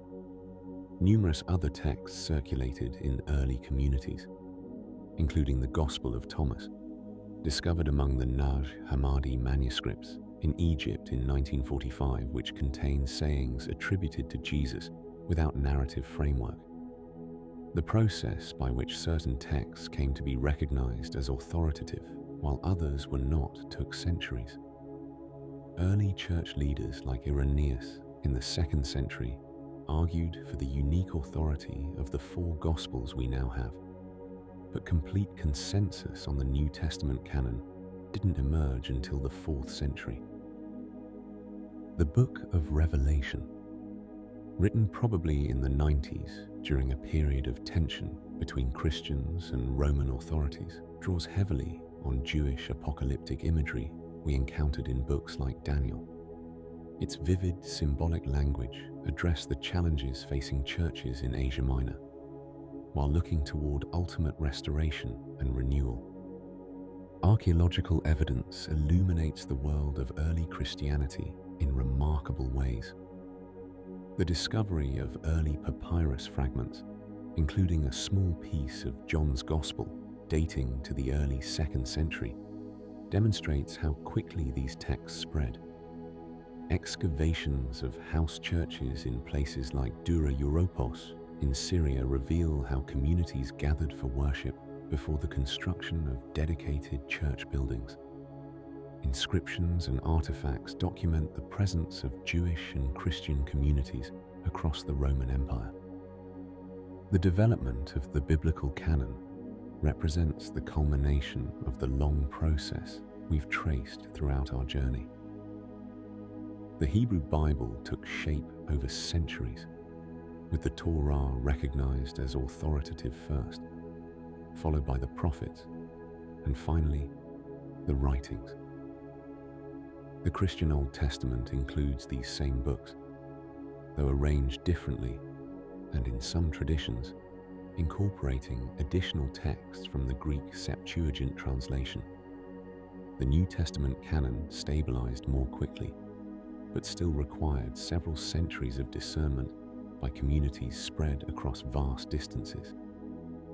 The impact of these collected texts on Western civilization can hardly be overstated. They shaped legal systems, inspired artistic masterpieces, influenced philosophical traditions, and provided language and imagery that permeated literature and culture. The biblical narrative of creation and redemption, covenant and renewal, justice and mercy became foundational to how Western culture understood itself and its relationship to the transcendent. As we reach the end of our journey through the biblical world, we've traveled from ancient creation stories through millennia of human experience, witnessing the development of texts that emerged from specific historical moments yet spoke to universal human questions. We've explored archaeological discoveries that illuminate these ancient worlds, examined how texts were written and preserved, and traced the historical context that shaped both events and their interpretation. The Bible remains a collection of diverse voices from many times and places, unified by common themes and shared traditions. Whether approached as sacred scripture, ancient literature, or historical documentation, these texts continue to invite reflection and interpretation, just as they have for generations across countless cultures. Our journey ends here, but the conversation these texts inspire continues, as each new generation discovers within them echoes of its own questions and longings for meaning in the great expanse of human experience. As we bring to a close our journey through the ancient texts and sacred stories of the Bible, from creation's first light to the teachings that shaped generations, we hope these timeless narratives have gently carried you through the evening. Thank you for joining us on this peaceful exploration of history, faith, and human understanding. If these calm adventures have brought you comfort, we'd love to have you with us again. Like, subscribe, and share your thoughts in the comments below. And now, as the night deepens and your mind settles, we wish you the sweetest of dreams. Good night, fellow dreamer, and may your sleep be restful and your dreams be kind.